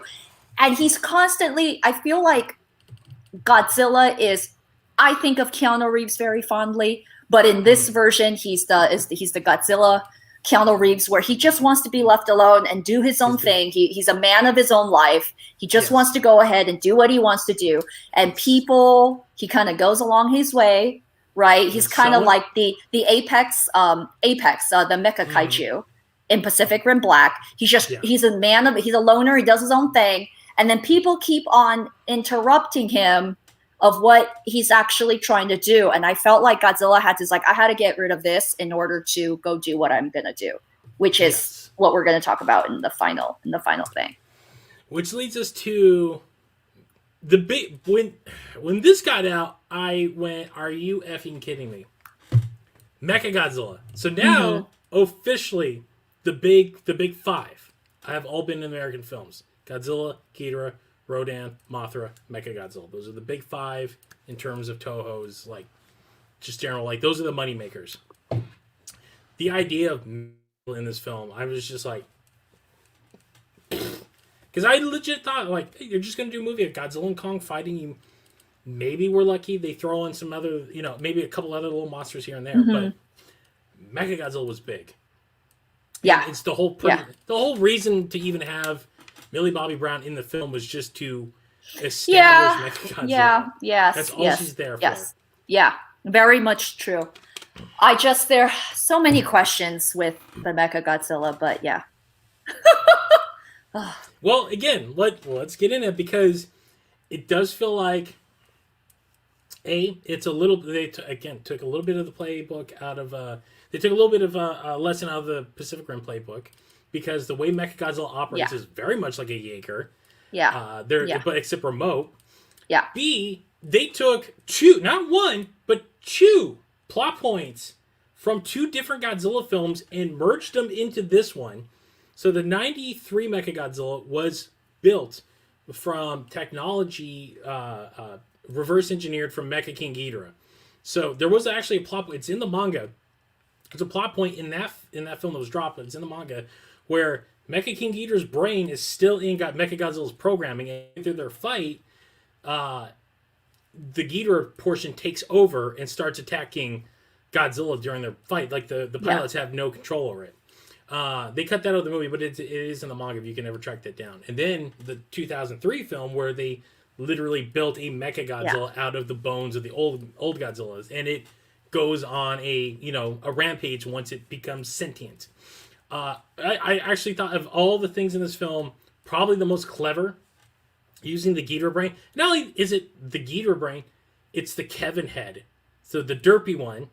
And that's where they're taking the power source. And I'm sitting there, that thing's going to take over. I saw it coming a mile away. But it's much more even part than a human brain. Absolutely love it. Yeah. Yes. I'm like, the only thing that would have made it that much better is if they actually had put pieces of the skull inside Mechagodzilla and the thing starts mutating and turns into a Mecha King Ghidorah sword. I'm fine with it though. The design is busy. I'll just put it that way. It's a little busy. Okay. I do like it. I'm not knocking it. It does feel like it does fall a little. It falls into that Michael Bay Transformers era. Looking, I'm like, I get you're trying to add practicality to this thing. You want the gizmos, the gyros, but it's also something that really we can't build in reality. And if we're in a movie where you can buy into Godzilla blasting a into the into the center of the earth. Maybe zhuzh up Mechagodzilla a little bit. Maybe give him a little more armor. That being said, when he actually activates and he starts going berserk, that scene, which was a nice mirror of the moment in Kong Skull Island when John Min he's like, he realizes the skull crawler's behind him. He's like, ah, shit, and he gets killed. And we see that with with our big bad guy when the claw goes. Excuse me. No, it's okay. My mind is still fixated on him getting extra power through what I call Wi-Fi. When they suck it, when Isa Gonzalez, who is absolutely stunning, gets yes, the thing, and then it gets powered up, and I'm like, yes. The power source was Wi-Fi. That's not how that works. That's not how that works. But again, we're buying into a film where a giant monster blasts a hole to the center of the earth. Sure, okay, fine. But again, that's like, no, we wanted to steal this power source because we need this little piece in order to power Mechagodzilla. Not like, we're just going to replicate it. I'm like, it's not how you, that's, okay. Even a fourth grader understands. That's not how energy works, but sure, why not? We'll go with it. So after the Kong fight, and you have Godzilla, finally, okay, this is what he was after the whole time. This is what he's going. He senses Kevin. He senses Ghidorah's still out there, and that's what he's pissed off. That's what he's coming. That's what he's been tracking this entire time, and that's why he's super angry about everything. Because he's like, I killed this MFer years ago, and he's still alive. No, we're not dealing with that. He's trying to finish what he started, except now he's in a big cyborg body, and he beats the crap out of him. Where I have a little, like I just said, it's a little busy. The way Mechagodzilla moves in this, oh my god. The fight was awesome. It was so awesome. The way that this thing moves, the second he comes out and he starts attacking Godzilla, Godzilla runs at him and Mechagodzilla just blasts those missiles at him. And you're just like, ooh. But it's the moment when they clash. Yeah. Godzilla tosses Mechagodzilla. It's the rockets. The retro rockets are coming out to... Yeah. And then... doing versions of the rocket punch, doing high Muay Thai kicks to the face, just everything, tossing Godzilla around like he's a rag doll. He's got the Jaeger hands from Pacific Rim 2. Yes, he does. Just picking them up, blasting them, the energy bolts, doing those energy punches. There is so much super robot in this Mechagodzilla. It is almost to the point that it will give you diabetes. It is so much, and this is the sequence I've gone back and watched because outside of monsters, super robots are my other passion. So seeing something like this, these two, it's the reason why I can't be mad at any Pacific Rim movie, no matter how much people hate on them. They had a Civil War moment. I'm sorry. Yes. With the two different blue and red energy beams coming. Battle. Right, they had a beam battle. Right, they had an Iron Man, Captain America issue. Right, look, scene, very similar. When Kong gets back into the fight, when he finally joins the fray, it did feel like they lifted that Bucky Cap versus Iron Man fight almost verbatim. Oh yeah, they're punching back and forth. Mechagodzilla's going like this, but he's blocking. He's shooting missiles, and you're going yes, all of it. Yes, to all of this. It's Hobbs and Shaw and Idris Elba at the end. Yes. At the end. Yes, and not only that, but the thing that the sequence, two things I got out of it. One, probably without a doubt, the absolute best monster sequence I've seen done in CG. This from top to bottom, from the beginning of the Hong Kong fight to the very end. When Kong rips Mechagodzilla's head up and holds it up, which I want that goddamn statue when it comes out, because that is such an awesome moment. I want that thing. I don't care how big I know Sideshow's making it. I don't know, but I know. There's no way they're not making that. Oh god. There's no way you don't do that. Oh god. Or Mondo. Absolutely best. No one has come close to doing monster action like this. The way Wingard follows that, it's clean. It's It's heavy hitting, and you get shots that they've never done, like following Godzilla as he falls back. Like the view from the fist of Mechagodzilla hitting Godzilla. The way Mechagodzilla's moving, like punching him up into the building, stuff like that. I can watch it on a loop all day. This is the drug you can mainline into my arm, and like just put me into a cryo chamber, and like I'll live out the rest of my days. This is pure. This is all that is pure and good in the world to me. The idea of Godzilla wins it. Let me ask. It was very apparent Godzilla won the fight between Godzilla and Kong, right? Yeah. Yes. Okay. Yes. Yeah. Because I have been arguing with a few people. They're like, "Oh no, it's just now they're friends." I'm like, "There's no. There's no way they walk out of this friends." Like, I don't know what movie you're watching. So when Kong comes back after getting the defibrillator shock, and does the rigs where he pops his shoulder back in, Lethal Weapon style. Yep. When he gets in there, he's just like, okay, this is the greater good. We gotta defeat this thing. Godzilla's down. By the way, also showing the proper mechanics of the axe. When that thing's not charged, it's just a big axe. Like, it just swings. It takes Godzilla charging that thing to like start laying some damage in. So giving Kong the win over Mechagodzilla, which, by the way, in my wildest dreams, I never thought I would see that imagery ever. So, again, this movie could have just been a guy kicking puppies for 20 minutes and then show me that. I'm like, yeah, give it all the money in the world. I know. Puppies are flying in my mind right now. No. Yeah, I know. It's an Anchorman. It's the Anchorman thing when Jack Black kicks Baxter. Like, it could have been that for 20 minutes. And then this, and I still would have been like, yes, I give it all the money. Just that alone, like, just, it's so beautifully done, so beautifully rendered. Like, everybody that worked on this, by the way, a hands off to everybody that was involved in those sequences. Every animators, on up, all the way up the line. Everybody needs to be.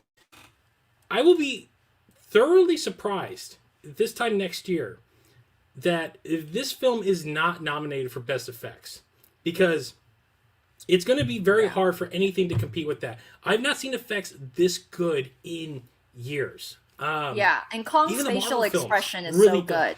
Yeah, Kong's facial expressions are really well done. So is Godzilla's facial expressions, and his gills and everything is really well done. I am an animal lover. You actually get to see him use.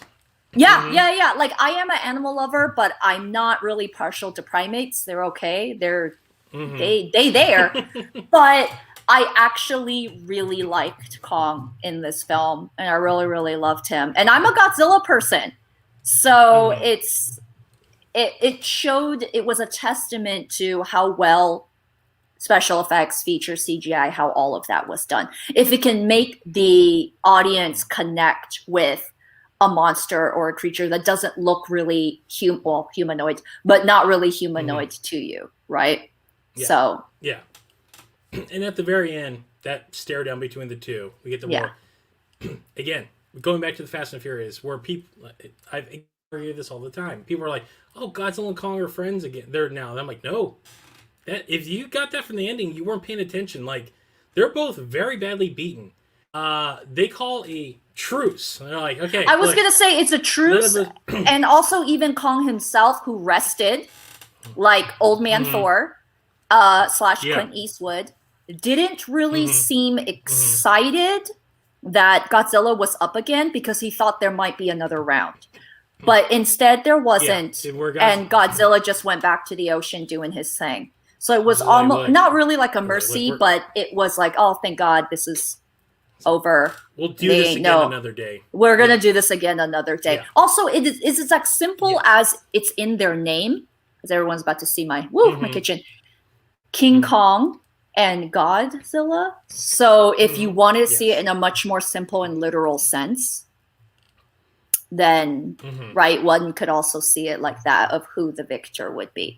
But I did see it as more of a truce, like they just live to fight another day. It's like Loki and Thor just going about their day and being like, you know what, another day, brother, we will deal with this Asgardian rivalry another day. This, again, it's brilliant on the film's part, because now we have a definitive winner. So we have Godzilla 1. Yeah. But now, much like in the fight world, well, that fight was close. we need a rematch. And if Kong wins that rematch, that means we need a rubber match to determine who really won. You got to get the best 2 out of 3. So the fact that this movie is doing exceptionally well bodes well to the fact that maybe a couple years down the line, we get the rematch film. And I am all here for that. Maybe with more Godzilla, because Godzilla's name was first, but it felt like a Dark Knight Returns, which I called it Joker cameo Batman movie. Yes. This was more like a Kong movie cameo Godzilla, even though the names were But that's the beauty about that is now that they've set up so much with this world building, have a definitive winner of the first one, you can really focus on these two clashing again. Another film, and don't have to bring any other monster into it. You can really make it about going to win this fight. And if Kong, you can make Kong win the next fight, and you're like, okay, now they're 1-1. We need a trilogy. Like, just not only that, but it's just money being printed right there. People are going to show up for this. People will show up for a rematch of these two like time and time again, because everything that I've heard from just reading people, like there are people that they were like, this movie sucks. These are the same people that everything sucks to them because they just want to feel smarter than everyone. But legitimately, they're like, my brother, he's like, so did my brother. I'm like, what'd you think? He's like, I liked it. I was like, these are not my films. But he's like, I still liked it. I have issues. I'm like, yeah, of course, everyone does. He's like, but overall, like, the monster stuff, perfect. I'm like, would you watch it again? He's like, yeah, I definitely would. Just in general, like all that stuff. So give me a few Kong films. Build Kong up. Get him bigger, stronger, and then you do the rematch. And then you have a more seasoned Kong coming in. Like, get that beard a little bigger. Get that gray a little more in the head, like this one is. Get the scar across the face a little more. Like he's really perked up a bit. And make him fashion a new axe or a new weapon, something else, because they've clearly shown, like, without that, like, he doesn't have a chance. So get him to be a little more thinking, and then like have him have the rematch. That's how old is he to you in human years? Is he 40, 50? No, who just lived a hard life, or is he more like a 70, 80 to you? No, he's that dude that you see in like those small towns in the Pacific Northwest, and you're like, that looks like oh man, like you gotta be like in your late 40s. Like, I'm 28. You're like, oh my god, what have you been doing? Yeah, I've been working at the mill and smoking 4 packs of cigarettes a day. That's what I've been doing. Like, he's just lived a hard life. Like, I was gonna say he lived a hard life. Yes. Okay. Kong has lived a hard life, so he's still like maybe pushing 30 in my head, where Godzilla is an old man, but his lifespan clearly is much longer, and the way that his body chemistry works, especially with absorbing radiation, we don't know how long he can live. Like, we just know he's old, and he's been around for a long time already, where Kong is still young and fresh. And you know what? That's fine. You see it in the fight game all the time. The up-and-comer where you're like, God, this guy's got punching power, but a lot of the times in the first fight, the veteran always gets the win, because that cocky new guy comes in there and he thinks, I'm just going to knock him out, and the veteran outpaces him. He outdances him, he outblocks him, and then he either outwins him by points, or he knows when that opening's coming and knocks him out. Yeah. Definitely play with those elements with doing that more. And you can give me 2 movies. I think I said this when you were gone. I want a Kong series. I want Kong to have his own roster of villains. I want him to have his own friends. Build him up like Toho has built Godzilla up over the years. Give me a Kong Behemoth buddy cop film. Those two in Hollow Earth, just in shenanigans. I will pay good money for that. I want to see Kong hanging out with a giant sloth mammoth thing, and those two getting into shenanigans. I'm all for that right there. Before we get into a rematch of these two, and then not only that, play with the ideas you've laid down. Give me, like, now that we're in the Hollow Earth, are there more people down there? Are there lost civilizations that might worship a certain giant beetle down there? Are there certain things that have a giant sea serpent that maybe, their god down there? We don't know. With the Godzilla stuff, start playing with the idea of maybe bringing some aliens in. My buddy pitched me this one. This was a great idea they could do. Give us the original Titan, the first Titan. And I'm like, well, who would that be? He's like, the one that Toho always threatens to use but never uses. Make it bad. Make it like he was the first. He's the originator. He's like the Lilith in the Evangelion sense of like all Titans came from this one thing, and have Godzilla fight that thing. You can do so much. Again, say what you will about the individual films. What Legendary has done with these movies is magical. They have taken them and elevated them to a level I never would have thought of. And in terms of world building, outside of Marvel, no one has been this close to get something this caliber done. Like everyone's tried. Universal tried their monsters and it failed on takeoff. DC's still struggling to figure it out. Meanwhile, Legendary went like, yeah, we have Godzilla and Kong. Next thing, make their own original monster and put it into the Monsterverse. I know a lot of people are saying do Pacific Rim. I'm like, no. Keep those two things separate. You can have two similar things going at the same time. Pacific Rim's already built their own lore. And I feel if you're getting two different lores, you're going to step on each other, and it just never works. I'd say bring a new monster in. Make a new monster. Do something else. There's so much you can do with this. The fact that they're doing a Kong animated series already tells me that yes, so there's hope. And if they're not going to give us a couple more movies, give us a couple animated series. I would love to see a Legendary a Monarch show.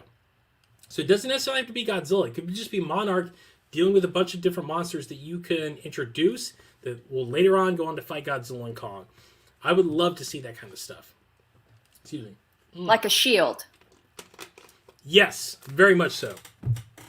Except unlike Agents of S.H.I.E.L.D., which I felt like it meandered at times, the beauty about Monarch is very similar to the animated Godzilla series from the 90s, where each week you have a new monster. You explore Hollow Earth. You introduce elements that are, by the way, keep it canon, that can build into the movies. And that makes watching these things worthwhile. Marvel and Star Wars all understand that. Clone Wars might animate it, but it is integral to the story that we are telling. So expand on it. To go wild with it. I do hope that Toho stays on with this. I do hope that Legendary keeps going forward, because it does feel like that they are being rewarded right now, and that they should not just a one-off. Like, no, there's a lot more here. People do seem to be turning out to the turn. Sorry, my mind is spinning faster than I can speak. People are tuning in more than they have in the last few films, and I think everyone's kind of already bought in on this. So lean into the fantastic elements and just start giving us more. Like every few years, another Kong, another Godzilla film. I'm all for it. If we can get 3 Marvel films in a year, I can get 2 different Monsterverse films in 1 year, and then you can build to like another Godzilla Kong film, and then do the obvious. Give us a Destroy All Monsters-esque film, but do it with both the monsters they license and the monsters that they create, and let it be something new and different and wild. I do feel that there's much to be had with this. Yes, the Avengers of Kaiju films. Mm-hmm. So having the Avengers of Kaiju films would be great. It would be great. It would be great. I would even say Legendary, reach out to Kotokawa. Get that giant turtle. Buy the license, because they're not doing anything with it right now. Oh my gosh, I would love to see Gamera. Gamera would fit. Gamera's lore fits in beautifully with the Hollow Earth lore. First of all, he's a giant turtle. He could be a Primordial Titan. Primordial Titan, excuse me. He could be that. You could introduce the idea of advanced civilizations in the Hollow Earth. Yeah. So you can even bring in like creating, there are civilizations creating their own monsters, their own titans to defend themselves from the other titans. Yeah. You could do all of that. Like I'm sorry, what? Oh, go ahead. I was gonna say we were supposed to be the twins. Danzi's character was not in it. Civilizations. Mothra is a giant primordial moth, or however people want to see her. And her twin people were part of the civilizations in Hollow Earth. Yes. You can have people there that way too as well. You could do that.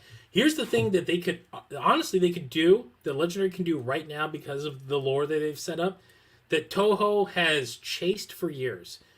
You could do a Godzilla versus a Godzilla film, because now that you've established that there's not a Godzilla, there's a whole species of Godzilla, you could really introduce the aspect of a true evil Godzilla. Like, you can do like a crazier, eviler design, and Godzilla has to take this one down because now you have like a clan war thing going on. You could do the same thing with Kong.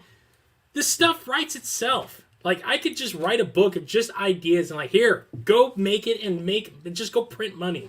So, yeah, and then bring Gamera in, create another monster, create all kinds of stuff. Like, go wild, start bringing in the big tech. Like, now that they've established Mechagodzilla, it's like, we can create more super weapons. We can go absolutely bonkers to the point where like, we're done. We're going to give you one film, and it's going to be so batshit crazy that no other film's going to really do it for you for a long time. Much like the fatigue that everyone felt after watching Avengers Endgame, where you're like, so much Marvel. We need to feel the kaiju saturation, oversaturation. Yes. Give it to me. Give it to me, because for those of us for those of us over 25, let's just say, we lived through times where it was very dry and there were slim pickings at many points. But now our cup overfloweth, and we are lousy with monsters. But I say we are not lousy enough. There can be much more. So, overall, enjoyed the film thoroughly. I think, Jessica, you're in the same boat. We have our issues, but you know what? That a lot of it can be overlooked for the pure cinematic joy of watching a big atomic dinosaur fight a large gorilla. And sometimes you just want a slugfest because you just want to get your mind off all the doings that are going on in the world, and you just want to slip away into fantasy for a little bit and just feel like a kid again. Yeah. Very much so. I agree. Oh, you know what? I almost forgot. I mentioned earlier. So I read the book. So real quick, I want to do a couple of quick points. So here's what got cut out. Ready? So yes, let's do this. So the opening, they establish Jonah, from the bad guy from King of the Monsters, sells Apex the Ghidorah head. So that's where they get the Ghidorah head. So I think that was fairly obvious, they get to do that. But it also meant that Jonah would have had a scene in the opening of the film. The big thing was they do show the attempt by Skarsgård's brother to go into the Hollow Earth, and Skarsgård was watching on a monitor as his brother goes through, comes out, you get a brief glimpse, and then the plane, or the craft they're in, gets crushed. And that's what causes him to go into like his spare. What they don't go into, what the other thing that they kind of leave out is the fact that what is the storm around the island? Well, the storm is that barrier that we see in Kong Skull Island that keeps pretty much everybody out from getting into Skull Island. So when Monarch is there, they're drilling a hole to open up the portal. And they inadvertently release a giant bat kaiju. I think its name's Kazmataz. So this is actually in the Kong graphic novel they released, I think, last week that accompanies this. So they tell the story a little bit. So Kazmataz is trying to fight Kong for the for ownership of the island, and he has a weird power that he can manipulate the storm. So Kong kills him, but Kazmataz's dying cry loosens up whatever keeps the storm at bay, and thus the storm starts closing in and starts pretty much wiping out everybody on the island. So it causes the skull crawlers to go nuts. The sequence that they explain in the book when we first meet Gia, is her mom is holding her and telling her to climb up a tree because the island is being flooded and skull crawlers are coming after her, and her mom gets eaten by a skull crawler. So she's hiding up in a tree, and as the storm is raging, Kong comes out, kills the skull crawler, and then takes Gia off the tree, puts him in his hand, and then kind of shields her away and takes her away from the storm. So that I felt I'm like, why did you cut that out? That was integral to establishing the relationship of these two. Even if it was just a brief opening sequence of the storm, the Iwis are getting wiped out, Kong saves you. That could have been the opening, and then you could have cut to 2 years later, Kong being a lazy, ape and blah blah blah, doing all that stuff.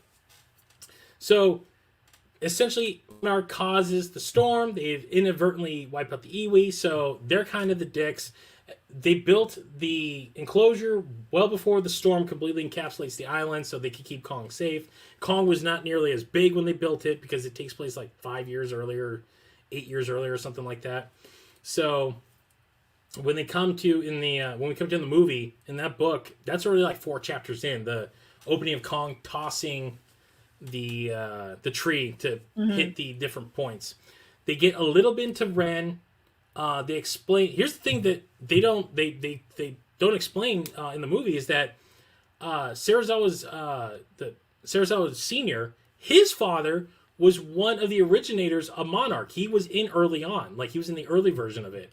So that's where Ishiro, played by Ken Watanabe, gets into Monarch, and then you find out that much like Harry's dad in Harry Potter, where he's built up as like he was this great wizard, and it's like, yeah, but he was kind of a dick when he was a kid to Snape, and he wasn't the greatest guy when he was younger.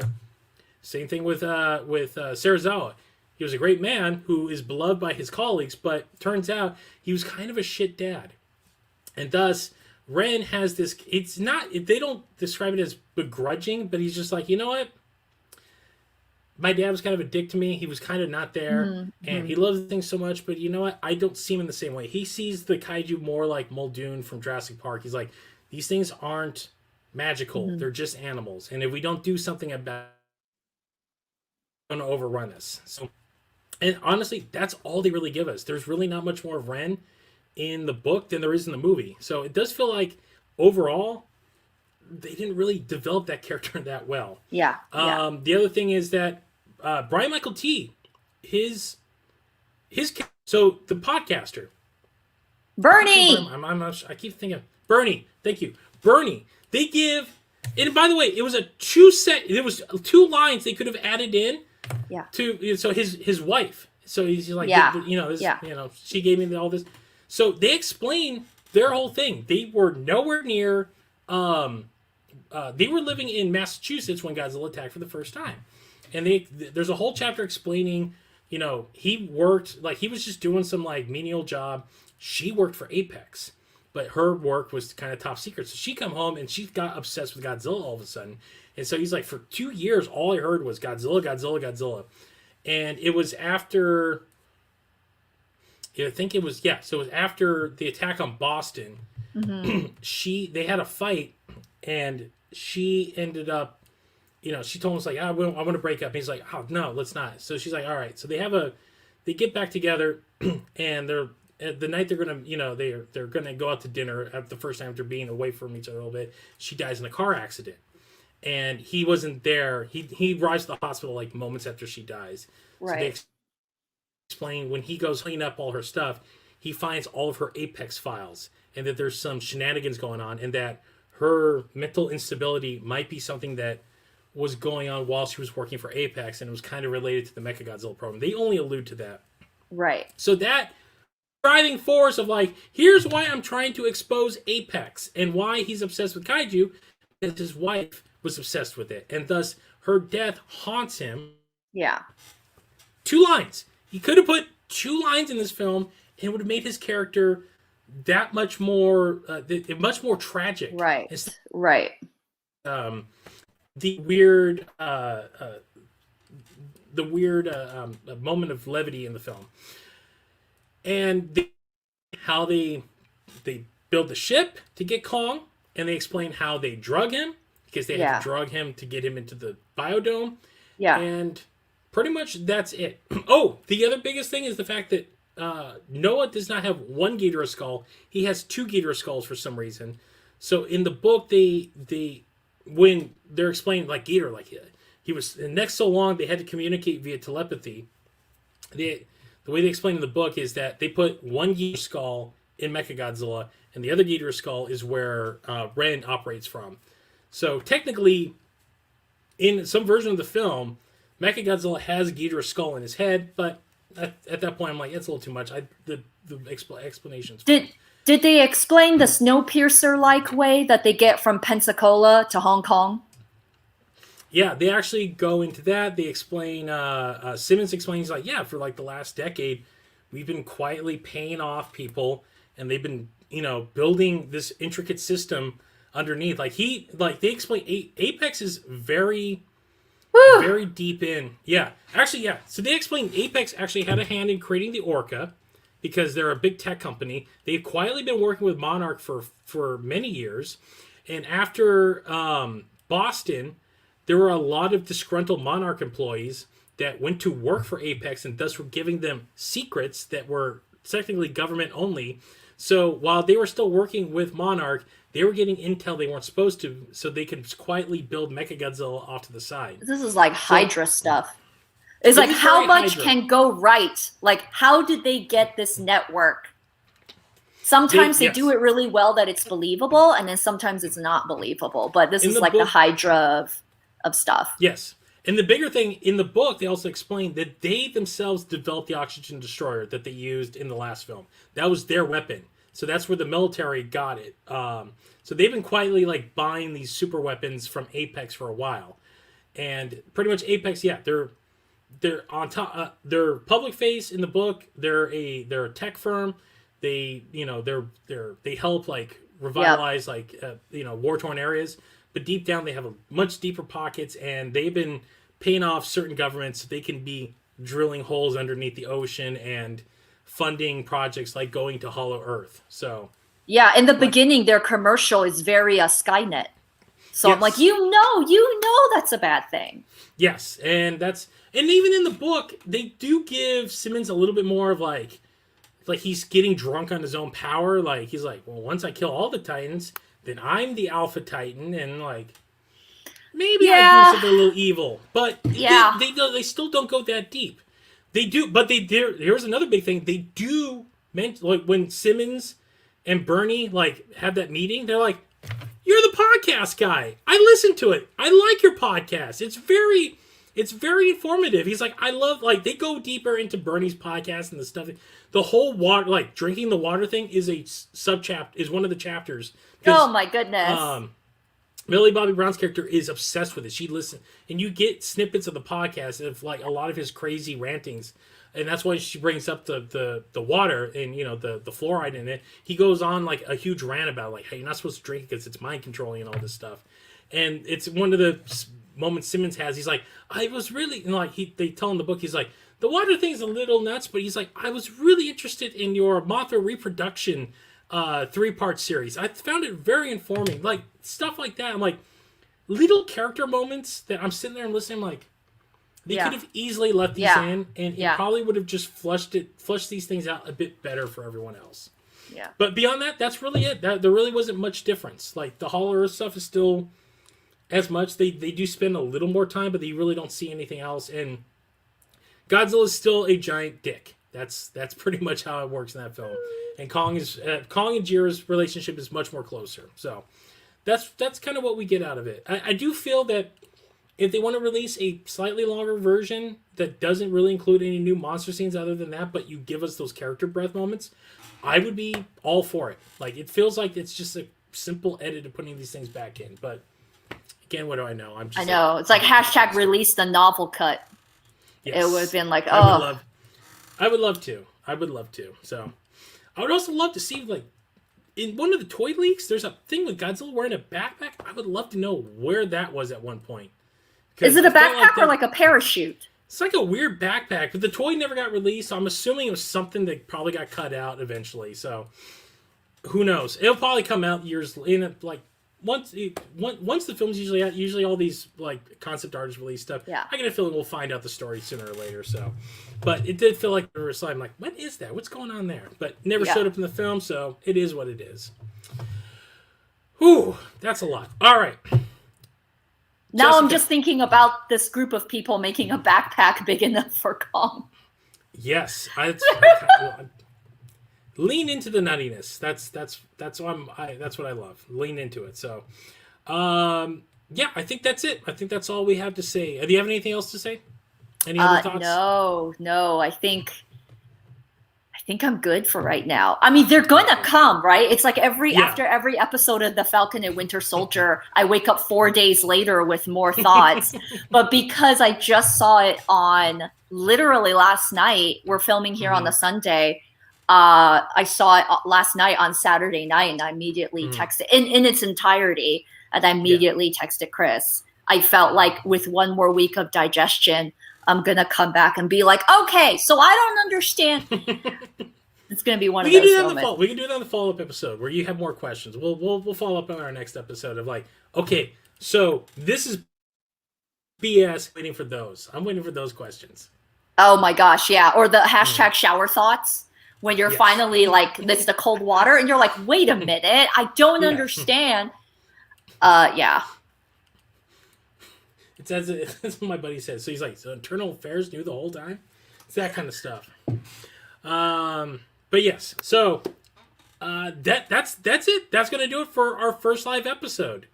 And thank you for everyone who tuned in and had something wonderful to say. We have people. I'm actually surprised we got people. I'm legitimately shocked and happy that the people that tuned in are tuning in. Thank you very much, everyone. We're going to try to make this a regular thing going forward. Not every episode, but the bigger episodes. We're really going to definitely try to do this, especially when we have guests come back on and stuff like that. Do a lot of these live things. We love talking with everyone. It's been a year without any shows, so Jessica and I have not had anybody to discuss things in the hallways of convention centers with. So this is as close as we're getting right now. So thank you, everyone, for tuning in. Those watching on YouTube, the things we're talking about coming, we have much more coming, and stay tuned for that. And yeah, on that note, Jessica, we'll find more of us. Yes.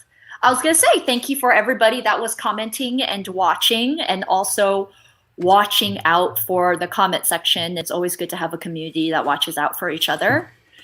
And yes, you can find us obviously on Facebook, the Kaiju Kingdom Podcast. It's also our email. We are everywhere podcasts can be found. So I know that Chris can literally rattle all of them off. We're on Apple, Panzer Crush, Google, everywhere. We are also, I found everywhere. Stuff that I didn't realize we were on the other day. We're on Amazon, it turns out. We're on Amazon Podcast. Had no idea. Turns out we're on Amazon Podcast. So we're on Amazon. It's also our website, thekaijukingdompodcast.com. We're also on Twitter and Instagram. But we are very, very, thank you to Chris, very, very wonderfully active on Facebook, where a lot of you all found us, but also we became friends with. So listeners become our buddies. Yep. Thank you very much. Also, on that note, the thing I found before we go, if you're listening to us on any of the streams, I've come to find out on our RSS feed, it only gives the last 30 episodes. So I'm working on uploading the backlog of our older episodes, some of which are the quality is not the greatest because I was still figuring this stuff out as we went along. But hopefully the next few weeks, all that, if you want to go back and download them, they should be available on our website pretty soon. That's just another project I have to get going on. So, but that's just if you're streaming us through iTunes, Google, any of those other ones. So, yeah. So, on that note, that'll do it for this edition of the Kaiju Cast. For myself and Jessica. Thanks for watching. Thanks for listening, guys. Yay. And we'll see you next time.